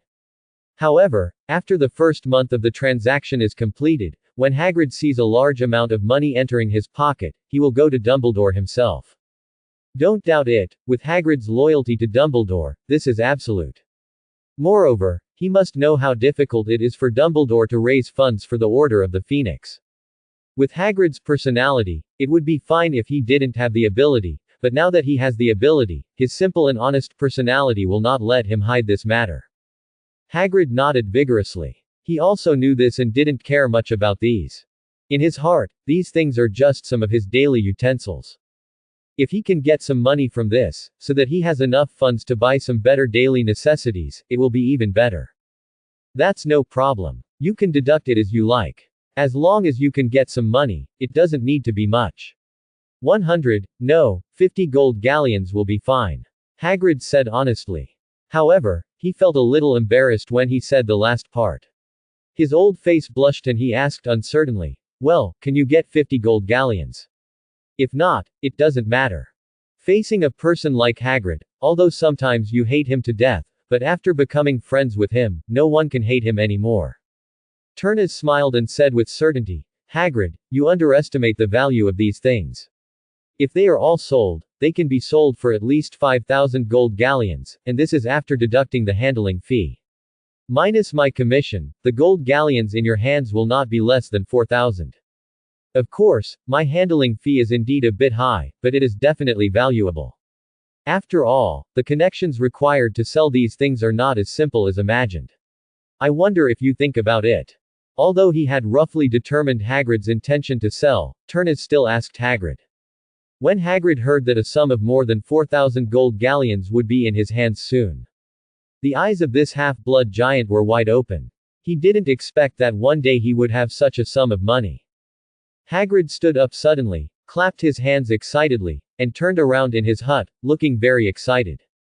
It was not until a long time later that Hagrid calmed down. Seeing that Turnus was still waiting for his answer, his face couldn't help but turn redder. Of course there is no problem, Turnus, you are really my good friend. Commissions and other things are not important, as long as you can get money, hee hee. Well, that's for sure, you just wait to collect the money when the time comes. Turnus was also very happy about this. This time, just by sending these things to the hands of the merchant, he was able to get so much money, and he was also very happy. Although he has been able to receive a huge amount of funds from time to time since he was 8 years old. However, it should be understood that Turnus's capital consumption is also huge. The altar can indeed use very ordinary things, and when the character explodes, sacrifice to obtain some very good top quality products. However, such a probability is only a minority after all. If you want to obtain powerful props and skills, you can only obtain them by sacrificing things of equally high value. But the price of these things is sky high. To get them, the gold galleons that Turnus paid can be imagined. Now, just by letting Hua Shuo run a trip, he can get thousands of gold galleons. He doesn't mind doing such a good thing. Well, Turnus, why don't you take a look at what I have here? If you can sell it, you can take it. Anyway, these things are nothing to me. If you like it, just take it. After listening to Hagrid's words, Turnus nodded, then I'll take a look first and sort it out. Tomorrow, I'll ask Hua Shuo to go there once. I believe it won't take long to come back. Yeah, that's good, that's great. After that, Turnus searched everywhere in Hagrid's hut, and Hagrid followed behind him. Once Turnus found something valuable, Hagrid would be very happy, because these were all small coins. In the end, after more than an hour of hard work, more than 20 pieces of decorations were found. Among these things, a large part of them no longer had much magic power, so they could only be used as decorations. However, there are some individual things that can be used.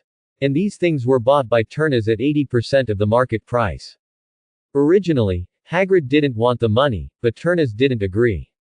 After all, in business, if he took these things for free, it would be like owing Hagrid a favor. He didn't need to owe anyone a favor for these things. The magic materials taken by Turnus alone are worth more than 1,000 gold galleons. This made Hagrid, who was a little nervous, excited all of a sudden.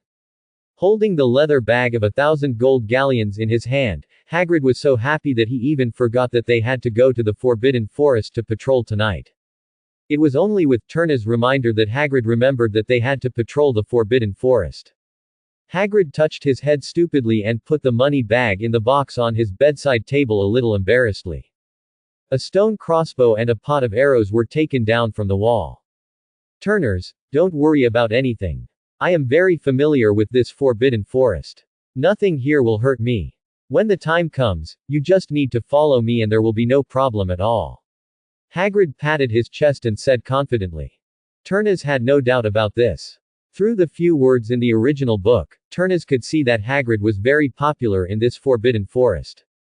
In other words, because he himself had the blood of this magical creature, giant, the creatures here would not regard him as an enemy.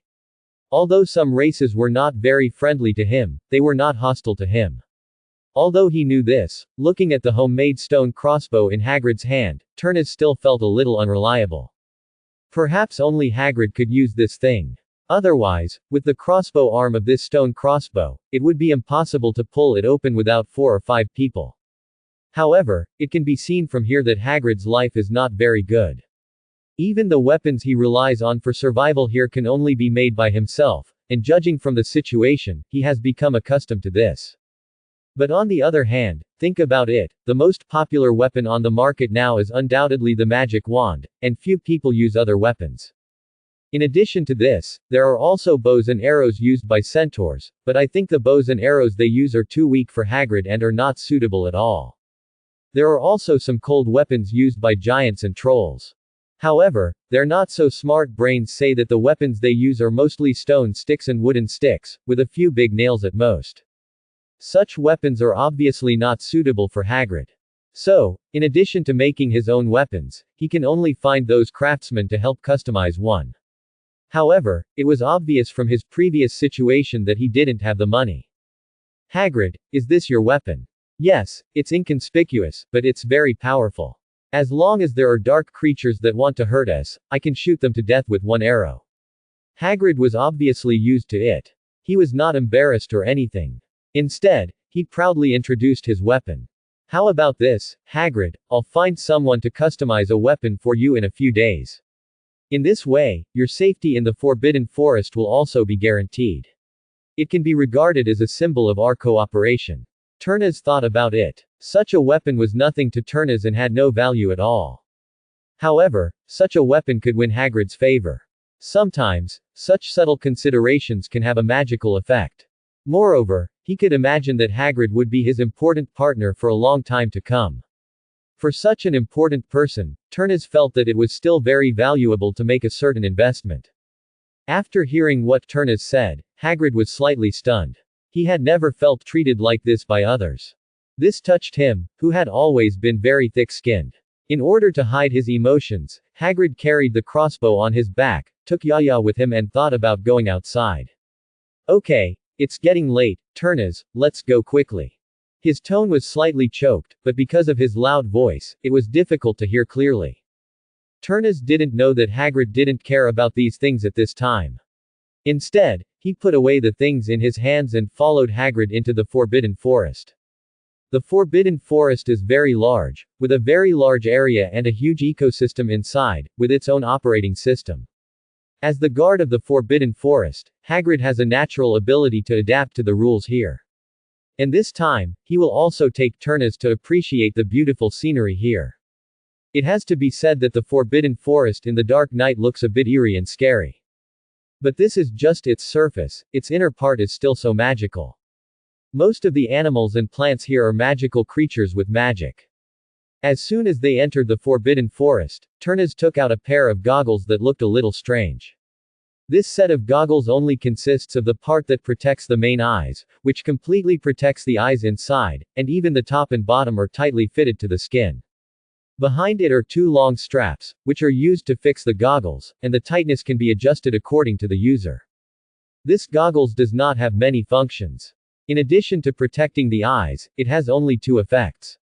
One of the effects is to amplify the glimmer particles at night, so that it can present images visible to the naked eye in the glimmer environment at night. In addition to this complete function, there is another function that is not very complete, because Turnus's alchemy skills are not strong enough and cannot be reproduced for the time being. This function is to detect the energy reaction of all objects within the sight, that is, the magic reaction in the body. Such a function can clearly detect the magic content of each item. Of course, because this function is not very perfect, it can only detect the magic intensity reaction of about an intermediate magician. If it is higher, it will exceed the detection range of this instrument. And all objects with weak magic reactions cannot detect the magic fluctuations on them. In other words, this thing has a rough range of detection, and it will fail if it is too high or too low. However, in an environment like the Forbidden Forest, it is completely sufficient. When Turnus put on this goggles, the surrounding environment was clear at a glance. Not only did he not have to worry about scratching his eyes with the branches around him, he also did not have to worry about tripping because the light was too dim. Very easily, Turnus followed Hagrid's footsteps. The two of them kept patrolling in the Forbidden Forest. In fact, there was basically nothing to pay attention to when the two patrolled like this, that is, to pay attention to whether there were any dangerous magical creatures in the Forbidden Forest entering the range of Hogwarts. If there were, at dawn, other professors of the school would come here to deal with the situation here. After all, Hagrid was indeed very strong, but he could not be expected to do too many things. In the end, it still depended on the teachers in the school. Some creatures in the Forbidden Forest are still very powerful and dangerous. Hagrid is not strong enough to deal with such things. Of course, Hagrid can still handle most of the time. When the two of them were strolling here, they could see some magical creatures passing by them from time to time. Most of them were not very harmful.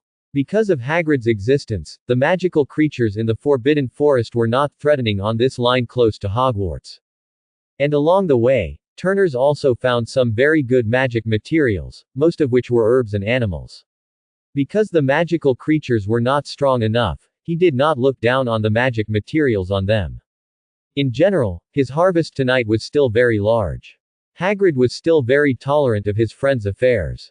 Even if Turners would delay their trip, Hagrid did not care. Anyway, he did not have much work every day, only the work of patrolling the Forbidden Forest, and he had plenty of time to rest during the day. As for Turners, they had no classes tomorrow, which was Sunday, so there was no problem. As the two walked along, Turners introduced a lot of magical plants to Hagrid. Among them, Turners emphasized the ones with great value. Because, in the future, these picking tasks will be handed over to Hagrid. Hagrid was naturally very happy about this. This is a good thing for him to earn extra money. How could he refuse? However, Turners also reminded that some plants cannot be picked too frequently, otherwise, they will easily become extinct. But some plants can be picked continuously because their growth cycle is very short. Maybe, if you don't pick it today, it will wither when you come tomorrow. Moreover, Turners taught Hagrid the preservation methods of these magic plants. There are no strict requirements for the preservation of most magic plants. Besides, this is just the entrance to the Forbidden Forest. Even if it is a precious magic plant, it has been picked by Professor Snape and Sprout. How can it be their turn? The two of them walked slowly in the Forbidden Forest until more than 3 o'clock the next day, and basically completed their patrol work. At this point, Turner's punishment was also completed, and at the same time, Hagrid no longer needed to continue to follow the established route. In order to repay Turner's kindness, Hagrid planned to take Turners to the depths of the Forbidden Forest. In the depths of the Forbidden Forest, there are more magical plants and animals, many of which are rarer and more uncommon than those outside. Maybe, if you are lucky, you can even see a unicorn. Hagrid said proudly. I saw a unicorn a few days ago. They are so beautiful. Hagrid smiled infatuatedly. That crazy smile made Turnus more curious about how charming the unicorn was. Turnus couldn't help but look forward to seeing the unicorn. Although he had seen the shadow of unicorns in the book, how could those living pictures show 1/10,000th of the unicorns? Not long after, under the leadership of Hagrid, the two of them came to the gathering place of the Thestrals, where many Thestrals lived. They not only live here, but also do some work for Hogwarts. They are also a kind of magical creatures raised by Hogwarts. Of course, they are at most free range. Hogwarts has not defined their living area, nor has it restricted their freedom. Except for the first-year freshmen, all the carriages they took when they came to Hogwarts in the new semester were pulled by them. Under Hagrid's introduction, Turners saw the group of Night Thestrals here. These guys have good tempers. Although only those who have witnessed death can see them, they are shrouded in a mysterious veil. But in fact, these guys are unexpectedly friendly. When Hagrid arrived, they even greeted him enthusiastically. They approached Hagrid with their tall and thin bodies, rubbed their heads with him, and licked Hagrid's outstretched hand with their tongues. Of course, when they saw Turners, these guys were even more enthusiastic. Or maybe it was too much enthusiasm, all of them gathered around Turners, looking very close. In the end, they all even lay down beside Turners, looking up at him. When Hagrid saw these guys' performance, he was also shocked. Although he was very close to these guys, he had never been treated like this before. The meaning of such a Thestrals is very simple, that is, submission. This may not be rare in docile magical creatures like the Thestrals, and people often tame these magical creatures to be their companions. However, this situation seems a bit strange when it appears in the first appearance and the first encounter with them by Turnus. However, Hagrid doesn't care about these things. In the mind of this careless man, there are not many things that can make him take it to heart. Of course, the performance of the Thestrals this time is the same.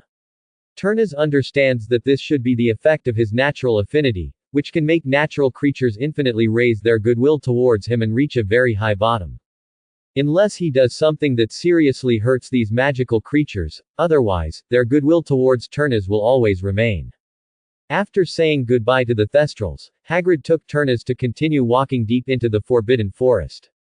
Not long after walking, they encountered a more dangerous magical creature, a creature called the Moon Wolf. They have silver-white hair, which may not seem so magical now. However, when they appear on the night of the full moon, they are bathed in the moonlight. They will exude a very sacred aura, and at the same time, they are at their most powerful in that state. But very abnormally, the moon wolves in that state are the safest. Because, bathing in the moonlight, they will calm all the violent aura in their hearts, just like saints, without the desire to attack. And it is at this time that the hair of the moon wolves will be one of the important materials of the wolf poison potion. It is precisely because of this characteristic of the moon wolf that someone has developed a potion to calm the werewolf's killing desire and violent characteristics. However, the moon wolves at this time obviously do not have the sage mode of the full moon. When they found Hagrid and Turnus, they all had fierce eyes and wanted to attack. However, it seems that they are afraid of such a huge existence as Hagrid and did not act rashly. After all, even the largest wolf among them was only 1.5 meters tall, and only about 2.5 meters in length. Hagrid, who was 3 meters tall and at least 1 meter wide, was completely incomparable. However, they did not attack immediately, but they could no longer attack. Because, as they slowly approached, they gradually became aware of the existence of Tinas. At the beginning, they were not very sure, and they kept circling around suspiciously, sniffing something around with their sharp noses. In the end, they finally confirmed their doubts. One by one, they all raised their heads and looked at Tinas, who was following Hagrid, the dangerous man. And Hagrid did not act rashly since he met these guys. Because he knew that as long as he did not take action, with his size, he might be able to deter these guys from their desire to eat. Once he starts to take action, I'm sorry, these guys will not show any mercy. They will never give up until they achieve their goal, which is the true portrayal of these moon wolves. Therefore, Hagrid now regretted that he should not have rashly brought Turnus to the depths of the Forbidden Forest. However, this could not be blamed on Hagrid, as he had not expected that these moon wolves living in the deeper part would actually appear here. This made him very helpless. Just when Hagrid was struggling over whether he should strike first, the performance of the moon wolves stunned Hagrid. It was seen that the moon wolves seemed to have noticed something and suddenly stopped and stayed where they were. And the encirclement that was about to be formed also had a gap. Such behavior undoubtedly gave up the pace of attack. If it was just like this, it would not be a big deal. Maybe they took into account the existence of Hagrid, a behemoth, and now it was not winter, so there was no shortage of food, so they gave up the hunting action this time. However, their next action stunned Hagrid. All of a sudden, all the moon wolves crawled to the ground. Not only did they lie prone with their front limbs, preparing to bite and accumulate strength, but they lay completely on the ground, and even their hind limbs were bent and lying on the ground. Such behavior undoubtedly means giving up the hunting action. If they just gave up the hunting this time, it would be nothing, but they completely gave up the attack. This is a bit unreasonable. This doesn't make sense. What's wrong with them? Hagrid's mind is now a mess, and he doesn't know what to do. Turnus has some understanding. These moon wolves should have a great liking for Turnus because of his natural affinity. Under this liking, they all gave up attacking Turnus, and at the same time, they also had the intention of submitting to Turnus. Such behavior is a bit incredible, but if you think about it carefully, Turnus's talent comes from the fruit of the Tree of Life. The existence of the Tree of Life is a very sacred existence compared to everything in nature. It can even be said that its existence is the mother of all things in nature. With such a talent, it is easier to understand why Turnus is favored by these magical creatures. Turnus did not care about Hagrid's stunned look at this time, but curiously came to the side of these moon wolves. Among this group of moon wolves, there is a wolf that is obviously much larger than the other moon wolves. It should be the leader of these moon wolves. When Turnus came to the Wolf King did not show any uneasiness, but was very happy, as if it was a very happy thing to be able to get close to Turnus.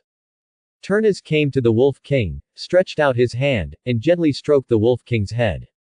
Just like treating his Snow, but the size of the one in front of him is obviously much bigger. Speaking of which, Turnus also missed Snow a little.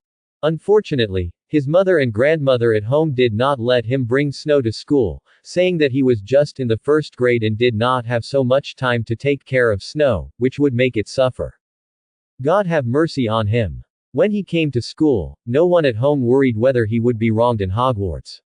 They actually thought about the feelings of a cat. Turnus really wanted to thank them for Snow. gnashing teeth. And when Turnus touched it, the Wolf King did not feel anything strange and enjoyed it very much. After touching the Wolf King for a while, Turnus patted its head and let it leave here. Although the hair of the moon wolf is the main material of the wolf poison potion, and it is very precious and rare. But that has to wait until the full moon. Now their hair has no use value at all. Maybe there will be in the future, but obviously, Turnus doesn't have the time to study the function of their hair now. After receiving Turnus's order, the Wolf King left here although he was a little reluctant. He also knew that Turnus would not leave with him, so he could only say goodbye to Turnus reluctantly, hoping to meet again in the future. It was not until more than 10 minutes later that the Wolf Pack, led by the Wolf King, left Turnus's sight with a look back every 3 steps. At this time, Hagrid finally came back to his senses and looked at Turnus with some surprise, as if he was looking at some rare treasures. As for the Night Thestrals just now, it can be said that they have developed a great affection because of their frequent contact with humans. However, this group of moon wolves is obviously not like this. They even wanted to attack them at the beginning. What was the reason in the end that made them change their decision and get closer to Turnus instead? Not only did it not attack them, it even let Turnus touch its head. This is a very intimate action among animals. With such a foundation, it is very easy to take the team led by the Wolf King and leave here, or even follow him. At this time, Hagrid didn't know that if Turnus hadn't been bothered, he would have been able to get the followers of the group of moon wolves just now. But just realizing what is shown now is enough to shock. Hagrid, do we still need to go inside? Are there any magical creatures inside? Turnus' voice interrupted Hagrid's doubtful thoughts about life. After Hagrid pondered for a while, he finally thought of something and said excitedly, "We can also go to Unicorn Bend, where there may be unicorns." Unicorn Bend. What is that place? Turnus was very confused. Is there such a place in this forbidden forest? Hey, I named that place. It didn't have a name originally, but the terrain there looks like a bend, and I've seen unicorns there more than once, so I named it that way. I don't know if there are unicorns there now, but the probability of them existing is still very high. Hagrid smiled innocently and said a little embarrassedly, "I see, let's go quickly then." As he said that, Turnus began to urge them. Turnus was still very curious about unicorns. But the result was disappointing. When they arrived at the Unicorn Bend, there were indeed some hoofprints there, but there was no unicorn. This disappointed Turnus, who was full of expectations. In the end, the two successfully returned to Hagrid's hut before dawn. After returning to the hut, Turnus put all the handicrafts that had been sorted out here into a dragon skin bag. With a whistle, Washuo flew to Turnus' arm. After Turnus gave Washuo a few words, Washuo spread his wings and flew away, heading to the place where these goods were sold. Hagrid looked at Washuo flying away, full of expectations, obviously looking forward to how much money this time's goods could bring him. To be honest, Hagrid is actually very satisfied now. Just last night, he had already obtained more than 1,000 gold galleons, which was a huge sum of money for him. But who would complain about having too much money? Hagrid is naturally looking forward to having more gold galleons. Turnus didn't pay attention to Hagrid's situation anymore. He was so sleepy now that he had to rest, otherwise he would have no energy for the whole day. After returning to the dormitory, he cast an ear-blocking spell on himself in advance, put on an eye mask, and fell into a deep sleep. When he opened his eyes again, the sun was gradually setting. What time is it now? Turnus muttered as he took off the eye mask and raised his wrist to check the time. You don't know until you see it, and you're shocked. It's already past 3 in the afternoon. In other words, he has been sleeping since 7 in the morning, and most of the day has passed in bed. Turnus rubbed his sleepy eyes, got up and went to the bathroom to wash up. When he left the lounge, he saw that Hermione was sitting in the common room, reading a book. Turnus came to Hermione, patted her shoulder gently, and greeted her. You're up, have something to eat. These are what I packed at noon. I used a heat preservation spell, but it probably didn't control it well. It's still a little cold now. Just eat a little to fill your stomach, and then have a good meal at dinner. Hermione saw that it was Turnus, and quickly took out the boxes of food in her dragon skin bag. She could feel a little bit of temperature when she touched the box. However, it was indeed a little cold as Hao Min said. But what does it matter? This still can't stop a girl's feelings for you. It doesn't matter, thanks to you, otherwise I would be hungry. By the way, what book are you reading? Turnus picked up the lunch box, opened it, and started to eat it without caring whether it was hot or not. Hermione looked at Turnus, who didn't dislike him, smiled slightly, then raised the book in his hand, and said with some sadness, "Next Thursday, we have a flying class. I have never used a flying broom. I am worried that there will be any accidents, so I will read these related books first, so that I can be mentally prepared." Obviously, Hermione is not very good at this, or in other words, she is not very good at sports. One important point is that Hermione seems to be a little afraid of heights from the performance in the original book. Of course, these problems are not big. Most of the problems of fear of heights are psychological. As long as they can be overcome, they are easy to solve. As for not being good at it, you will be good at it if you play more, right? Okay. Don't worry, these problems are easy to solve. I will take you to a place later, and you will definitely have no problems then. Turnus said to Hermione while eating. Although she was a little confused about what Turnus wanted to do, Hermione didn't ask much when she heard that it would help her. She just nodded and started reading again. After Turnus ate all the food in the box in his hand, he washed the box and put it away. Then he took Hermione out of Hogwarts Castle. After the two of them walked out of the castle hand in hand, they came to Hagrid's hut. But they didn't go to find Hagrid, but followed a path to the gathering place of the Thestrals where they had been last night. Here, the Thestrals had gone out to look for food, and only a few of them stayed here, but they were all wandering around in this open space in groups of 3 or 2. When they sensed that Turnus was coming, all the Thestrals in this area excitedly gathered towards Turnus. Hermione seemed to have never seen the process of death with her own eyes, so she couldn't see the existence of these Thestrals. However, she could see from the traces of the grass being pressed on the ground around her that there should be a group of creatures that she couldn't see. This made Hermione very panicked. This was the first time she encountered such a situation, and she was a little at a loss. Turnus could clearly feel Hermione's nervousness and uneasiness. He took Hermione's hand and comforted her softly. "Don't worry, these are Thestrals. They are very docile magical creatures. Although they cannot be seen by people who have not faced death, wizards regard them as ominous. But in fact, these creatures are very docile. They are about the same size as horses, but much thinner, and have a pair of wings. Their load-bearing capacity is very strong," Turnus said, holding Hermione's hand, slowly leading Hermione to touch the face of the Thestral in front of them. Because of Turnus's presence, this Thestral seemed very well behaved and obedient, and let Hermione touch it without moving. At the beginning, Hermione was indeed a little worried that this invisible magical creature would suddenly attack her. But soon, she found that these creatures were indeed very docile and well behaved as Turnus said. Gradually, Hermione became more courageous and began to explore slowly, figuring out the general image of the Thestrals. It had 2 horns on its head, a very thin body, almost bones could be felt, a pair of bat wings on its back, and a long and powerful tail. After figuring out the general image, Hermione gradually stopped being afraid, and instead began to study them with interest.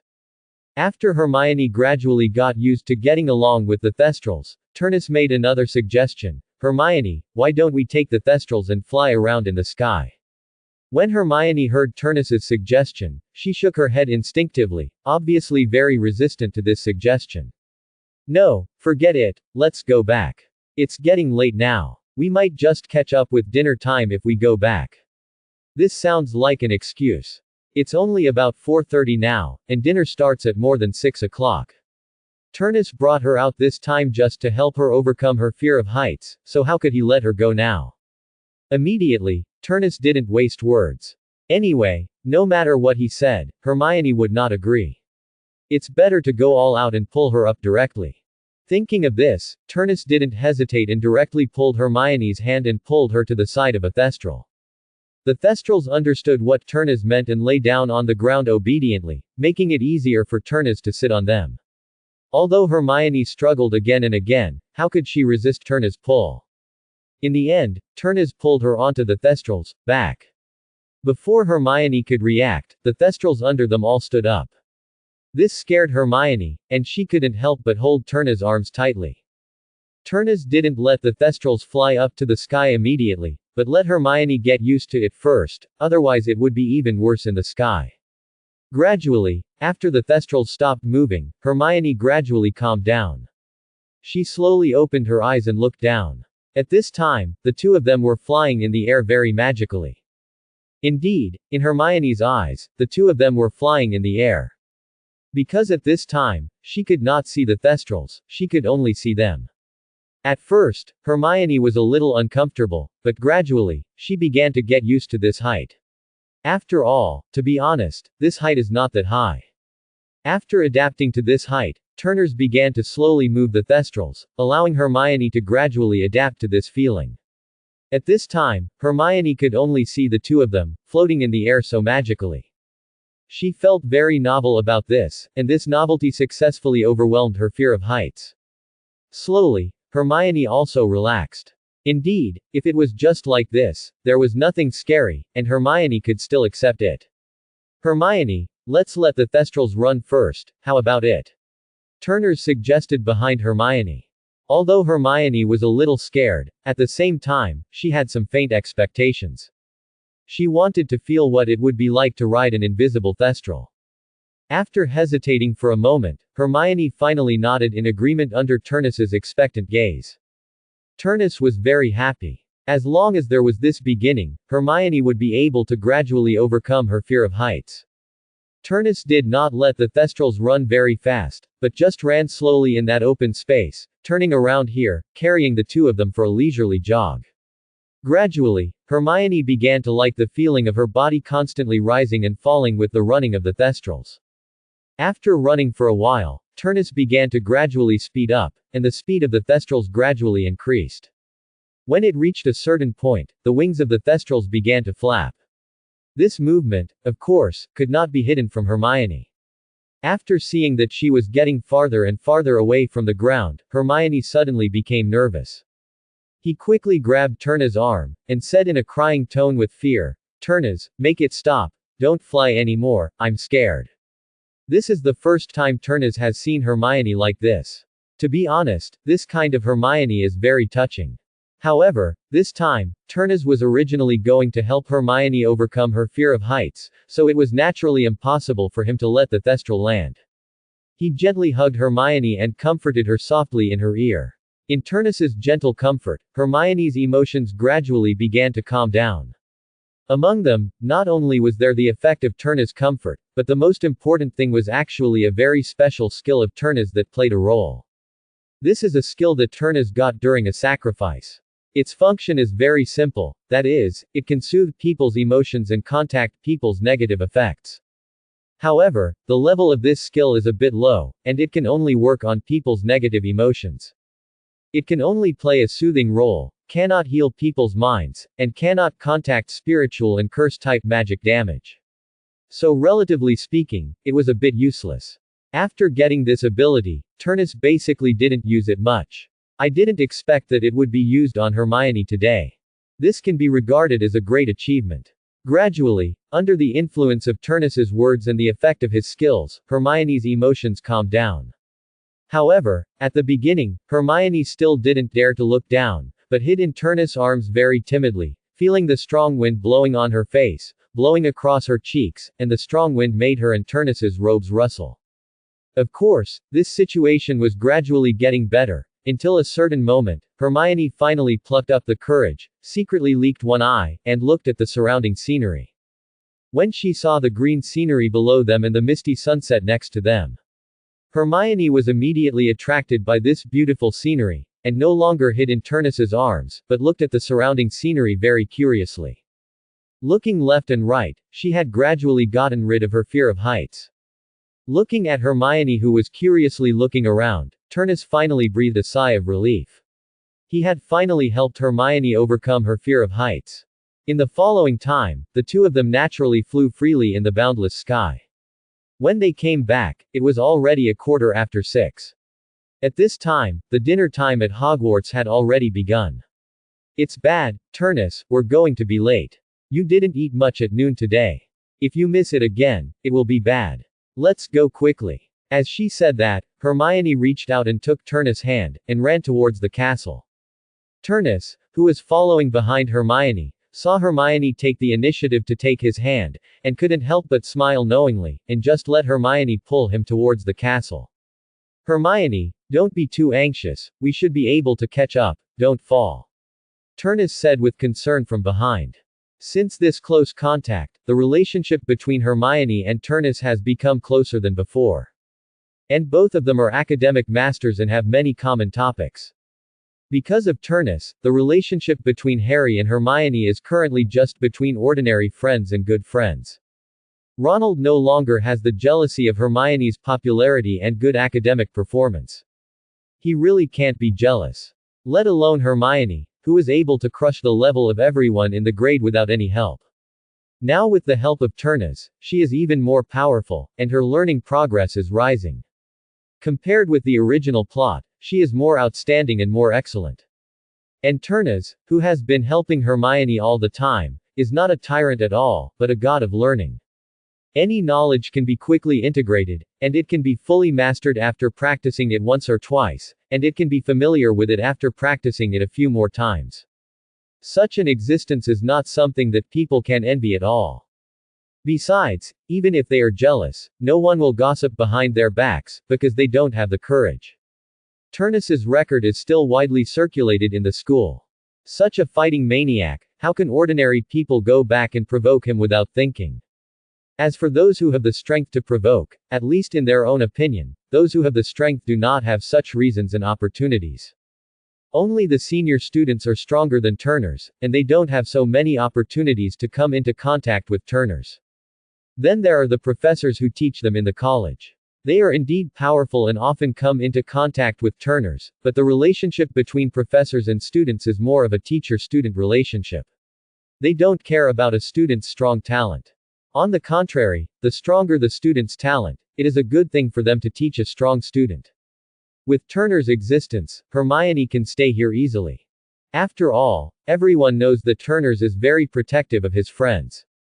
So naturally, no one will be blind and provoke Turnus's friends. Didn't you see that Draco from Slytherin was knocked down by Turnus on the spot and severely taught a lesson after provoking Neville again? Time flies, and soon it is time for their first flying class. This time, Hermione was no longer nervous. Instead, she was very much looking forward to the opportunity to ride her broom and fly in the sky. She couldn't wait to go to class. On the morning of this day, during breakfast, all the high-end handicrafts that Turnus helped Hagrid sell had been sold. The final harvest of gold galleons was more than 7,500 gold galleons, of which Turnus would deduct 20% of the handling fee, which was 1,500 gold galleons. The remaining 6,000 gold galleons would be Hagrid's income. Turnus took advantage of the lunch break, after class, to go to Hagrid's cabin and give him the money. Soon, the class time came. This flying class was for Gryffindor and Slytherin together, which meant that they would meet Draco and his gang again. Since being taught a lesson by Turnus last time, Draco dared not tease Neville again. However, he did not stop, but turned his target to Harry and Ronald. The relationship between the two was not peaceful to begin with, and they had a fight on the Hogwarts Express before, so the relationship between the two sides has become increasingly tense in recent times. Turnus did not interfere too much in this matter. The relationship between Gryffindor and Slytherin was already very tense. Turnus's previous intervention could be said to be for Neville. However, if he continued to interfere in the fight between the two colleges, it would be a bit unreasonable. Maybe, next time it would not be the first-year students who would trouble Turnus, but the older students. Because Turnus's strength was really beyond the scope, and in his eyes it affected the competition between Slytherin and Gryffindor. The seniors of Gryffindor were naturally happy to see it happen, and were happy to see the joke. But the Slytherins would not just watch. If Turnus interfered too much, they would be targeted by them. That's right, Turnus's strength has been recognized by those senior students. They have put Turnus on the same level as them. But it is precisely because of this that the seniors of Slytherin do not want to see Slytherin always under the shadow of Gryffindor, so they can only shamelessly bully the weak once and not allow Turnus to intervene in the competition between the two colleges again. Although they are reluctant to admit it, they have to say that Slytherin still has a deep foundation.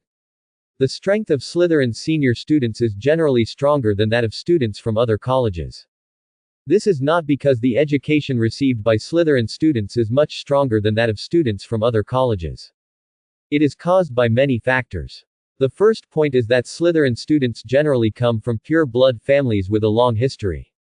Which of these families is not long-standing? How can they not have two brushes? As they grow older, they have gradually begun to receive the advanced magical knowledge inherited from their families. This gives them an innate advantage. Although the students of other students can also continue to grow through their own efforts. But what does this count for compared to the accumulation of a family? Of course, there are descendants of pure-blood families in other colleges, and it is these people who prevent Slytherin from having the power to dominate alone and only have a slight advantage. In addition to the inheritance of magic, there is another point that is also very important. That is, which of these pure-blood families does not have huge family assets? With such huge resource support, even a wizard with poor talent can be turned into a master.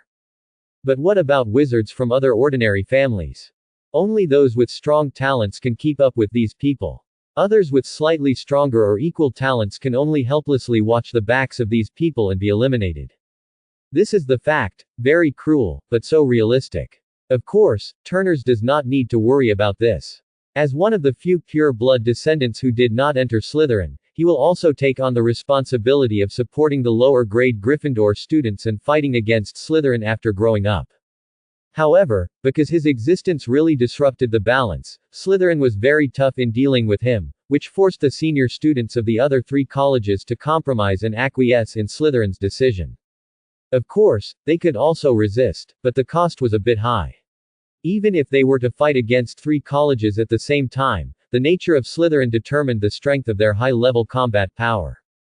Once the relationship was really torn, not to mention the senior students, even the students who had graduated, they would be invaded by Slytherin, and the already fragile balance would be broken again.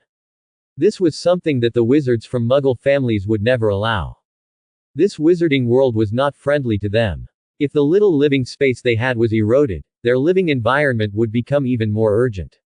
In fact, more than 10 years ago, pure-blood wizards launched a revenge operation against wizards from Muggle families. That's right, it was the Voldemort incident. Perhaps, the main factors in the Voldemort incident were Voldemort's ambition and his strong strength. However, it cannot be denied that this was something that the pure-blood families tried their best to promote. It was just that in the end, Voldemort's strength had exceeded the control of the pure-blood families, forcing them to obey Voldemort's rule. Of course, in the wizarding world, there are not only pure-blood wizards like Slytherin, but also several other families who are fighting against these bloodline advocates. The most famous of them are naturally the Weasley and Longbottom families. They don't take their own bloodline that seriously. Moreover, they sneer at the pure-blood theory of those who come from Slytherin College. It is with their support that more people can receive wizard education, thereby continuously expanding the number of wizards. In fact, only in this way can the wizarding world become more prosperous and powerful. This is something that only a few people who really see through the essence of things can understand. Therefore, besides studying every day, Turnus rarely participates in the confrontation between Gryffindor and Slytherin. Moreover, Turnus also feels that such behavior is too childish. After all, this is a school, a place for learning. Although this is also a reflection of a magical society, the role it can play is still too small and cannot play a decisive role. Those who can really determine the direction of society are always those people in the upper class. They hold the right to speak in this world, not the students of Hogwarts. At most, they are just playing house, imitating the society of adults for their own face. Of course, compromise is compromise, but when it is time to be cowardly, Draco is still very tactful. He understands that even with the pressure of the senior Slytherin, Turnus cannot act arbitrarily. However, if he really takes the initiative to provoke, then what should be done, and Turnus will not have the slightest burden to beat him at that time. So, in this class, Draco was surprisingly well behaved. No, or rather, as long as he was in the class with Gryffindor, except for the potions class where Snape was suppressing him, Draco was very sensible. This time, there was no special situation.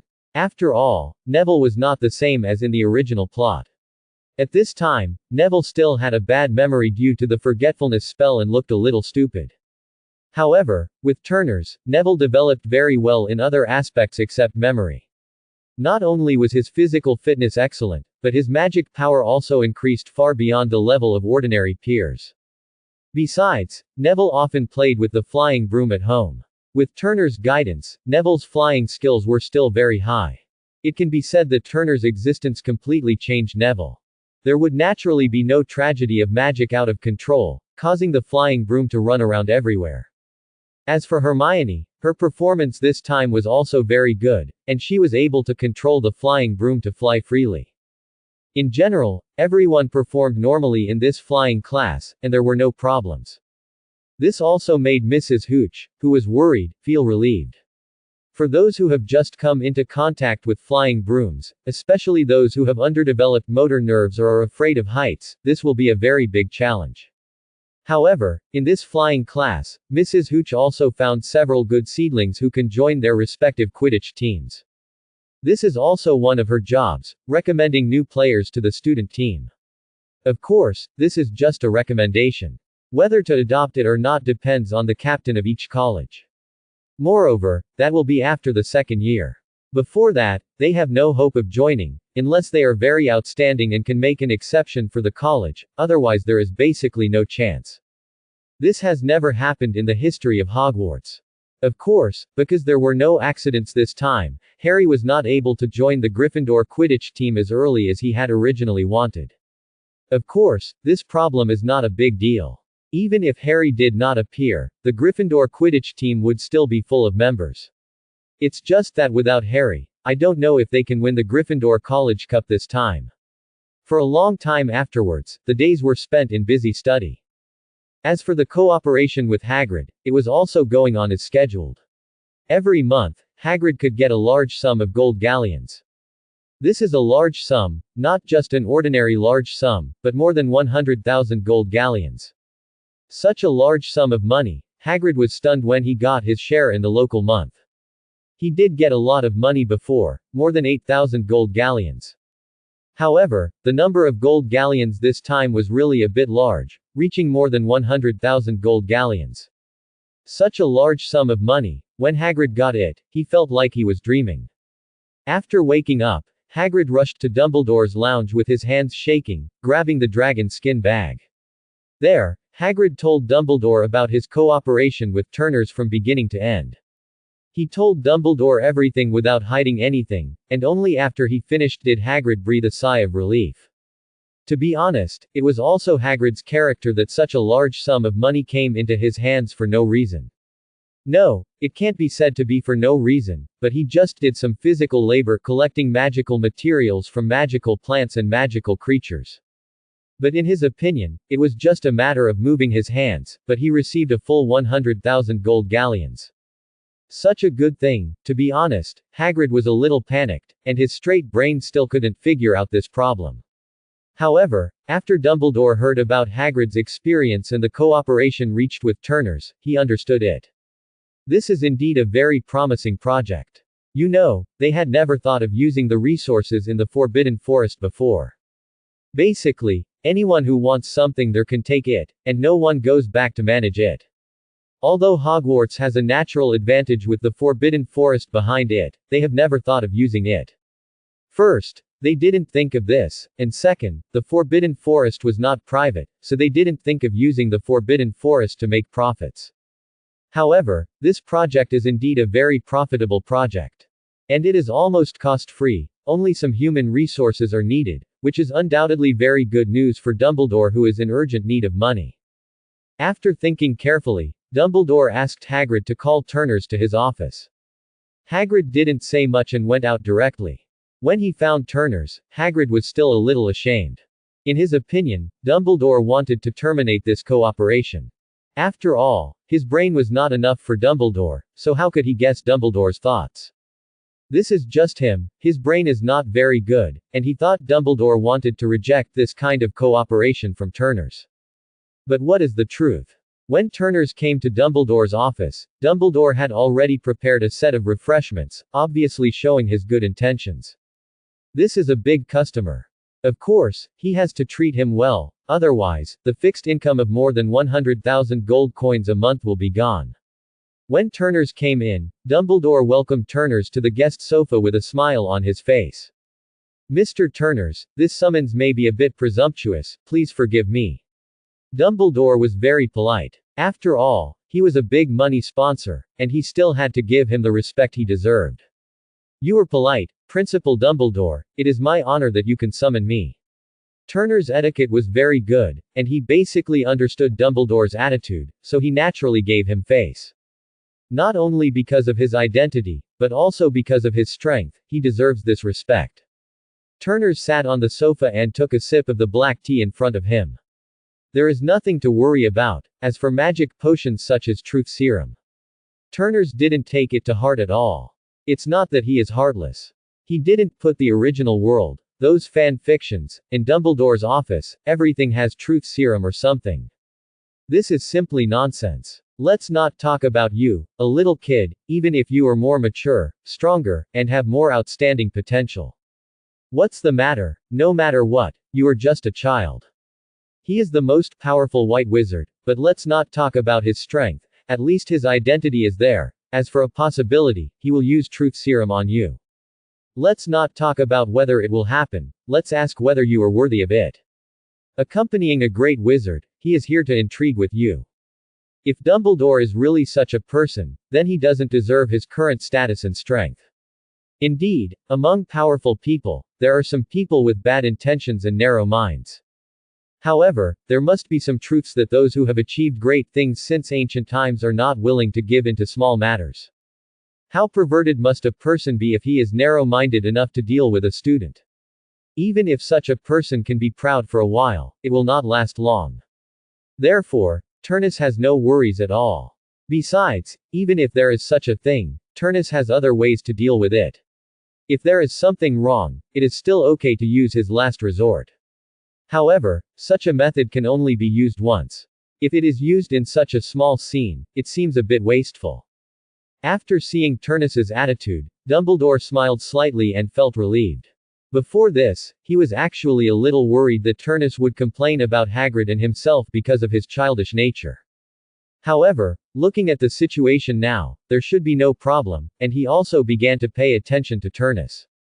For an 11-year-old child to have such a mentality is enough to show that he has unlimited potential. "Mr. Turners, I won't keep you in suspense today. I have something to say," Dumbledore said to Turners with a smile. "Principal Dumbledore, please go ahead. I'm listening." Turners put down his teacup and listened attentively. Dumbledore was naturally very satisfied with this. "You also know that our school has always been short of funds. It can be described as not making enough money. If it weren't for the support of the school directors, our school would not be able to open." Turners nodded, which means he agreed. He knew this. Every year, the Longbottom family will inject a sum of about 100,000 gold galleons into Hogwarts to ensure the operation of Hogwarts. Not only the Longbottom family, but also more than a dozen other families of directors will do the same. Of course, the funds will definitely not be 100,000 gold coins. Such a large sum of money is not something that every family can afford, and it is still 100,000 per year. So, Hagrid came to me before and talked about your cooperation. I hope you don't blame Hagrid for this. Hagrid is a straightforward person. He did lose his composure in such a big deal. Please forgive me. Speaking of this, Turnus really didn't care much. His original intention was to cooperate with Dumbledore, but because he didn't have such a big weight before and couldn't find Dumbledore, he retreated to Hagrid. It doesn't matter. This is not a shameful deal. I don't care. Turnus nodded slightly, indicating that he didn't care. Dumbledore was relieved after getting a definite answer. In fact, it's not just Turnus who is worried. Dumbledore can't see the benefits in this regard and won't cooperate with him. He is also worried that Turnus will not cooperate with them because of Hagrid's leak. Don't look at the profit of 100,000 gold galleons this month, this number is not much. However, this is not much, and it is also relative to those big families. For Hogwarts, no, it should be said that for Dumbledore, this is already a very huge amount of money. If some misunderstandings lead to the termination of cooperation, he will also be very troubled.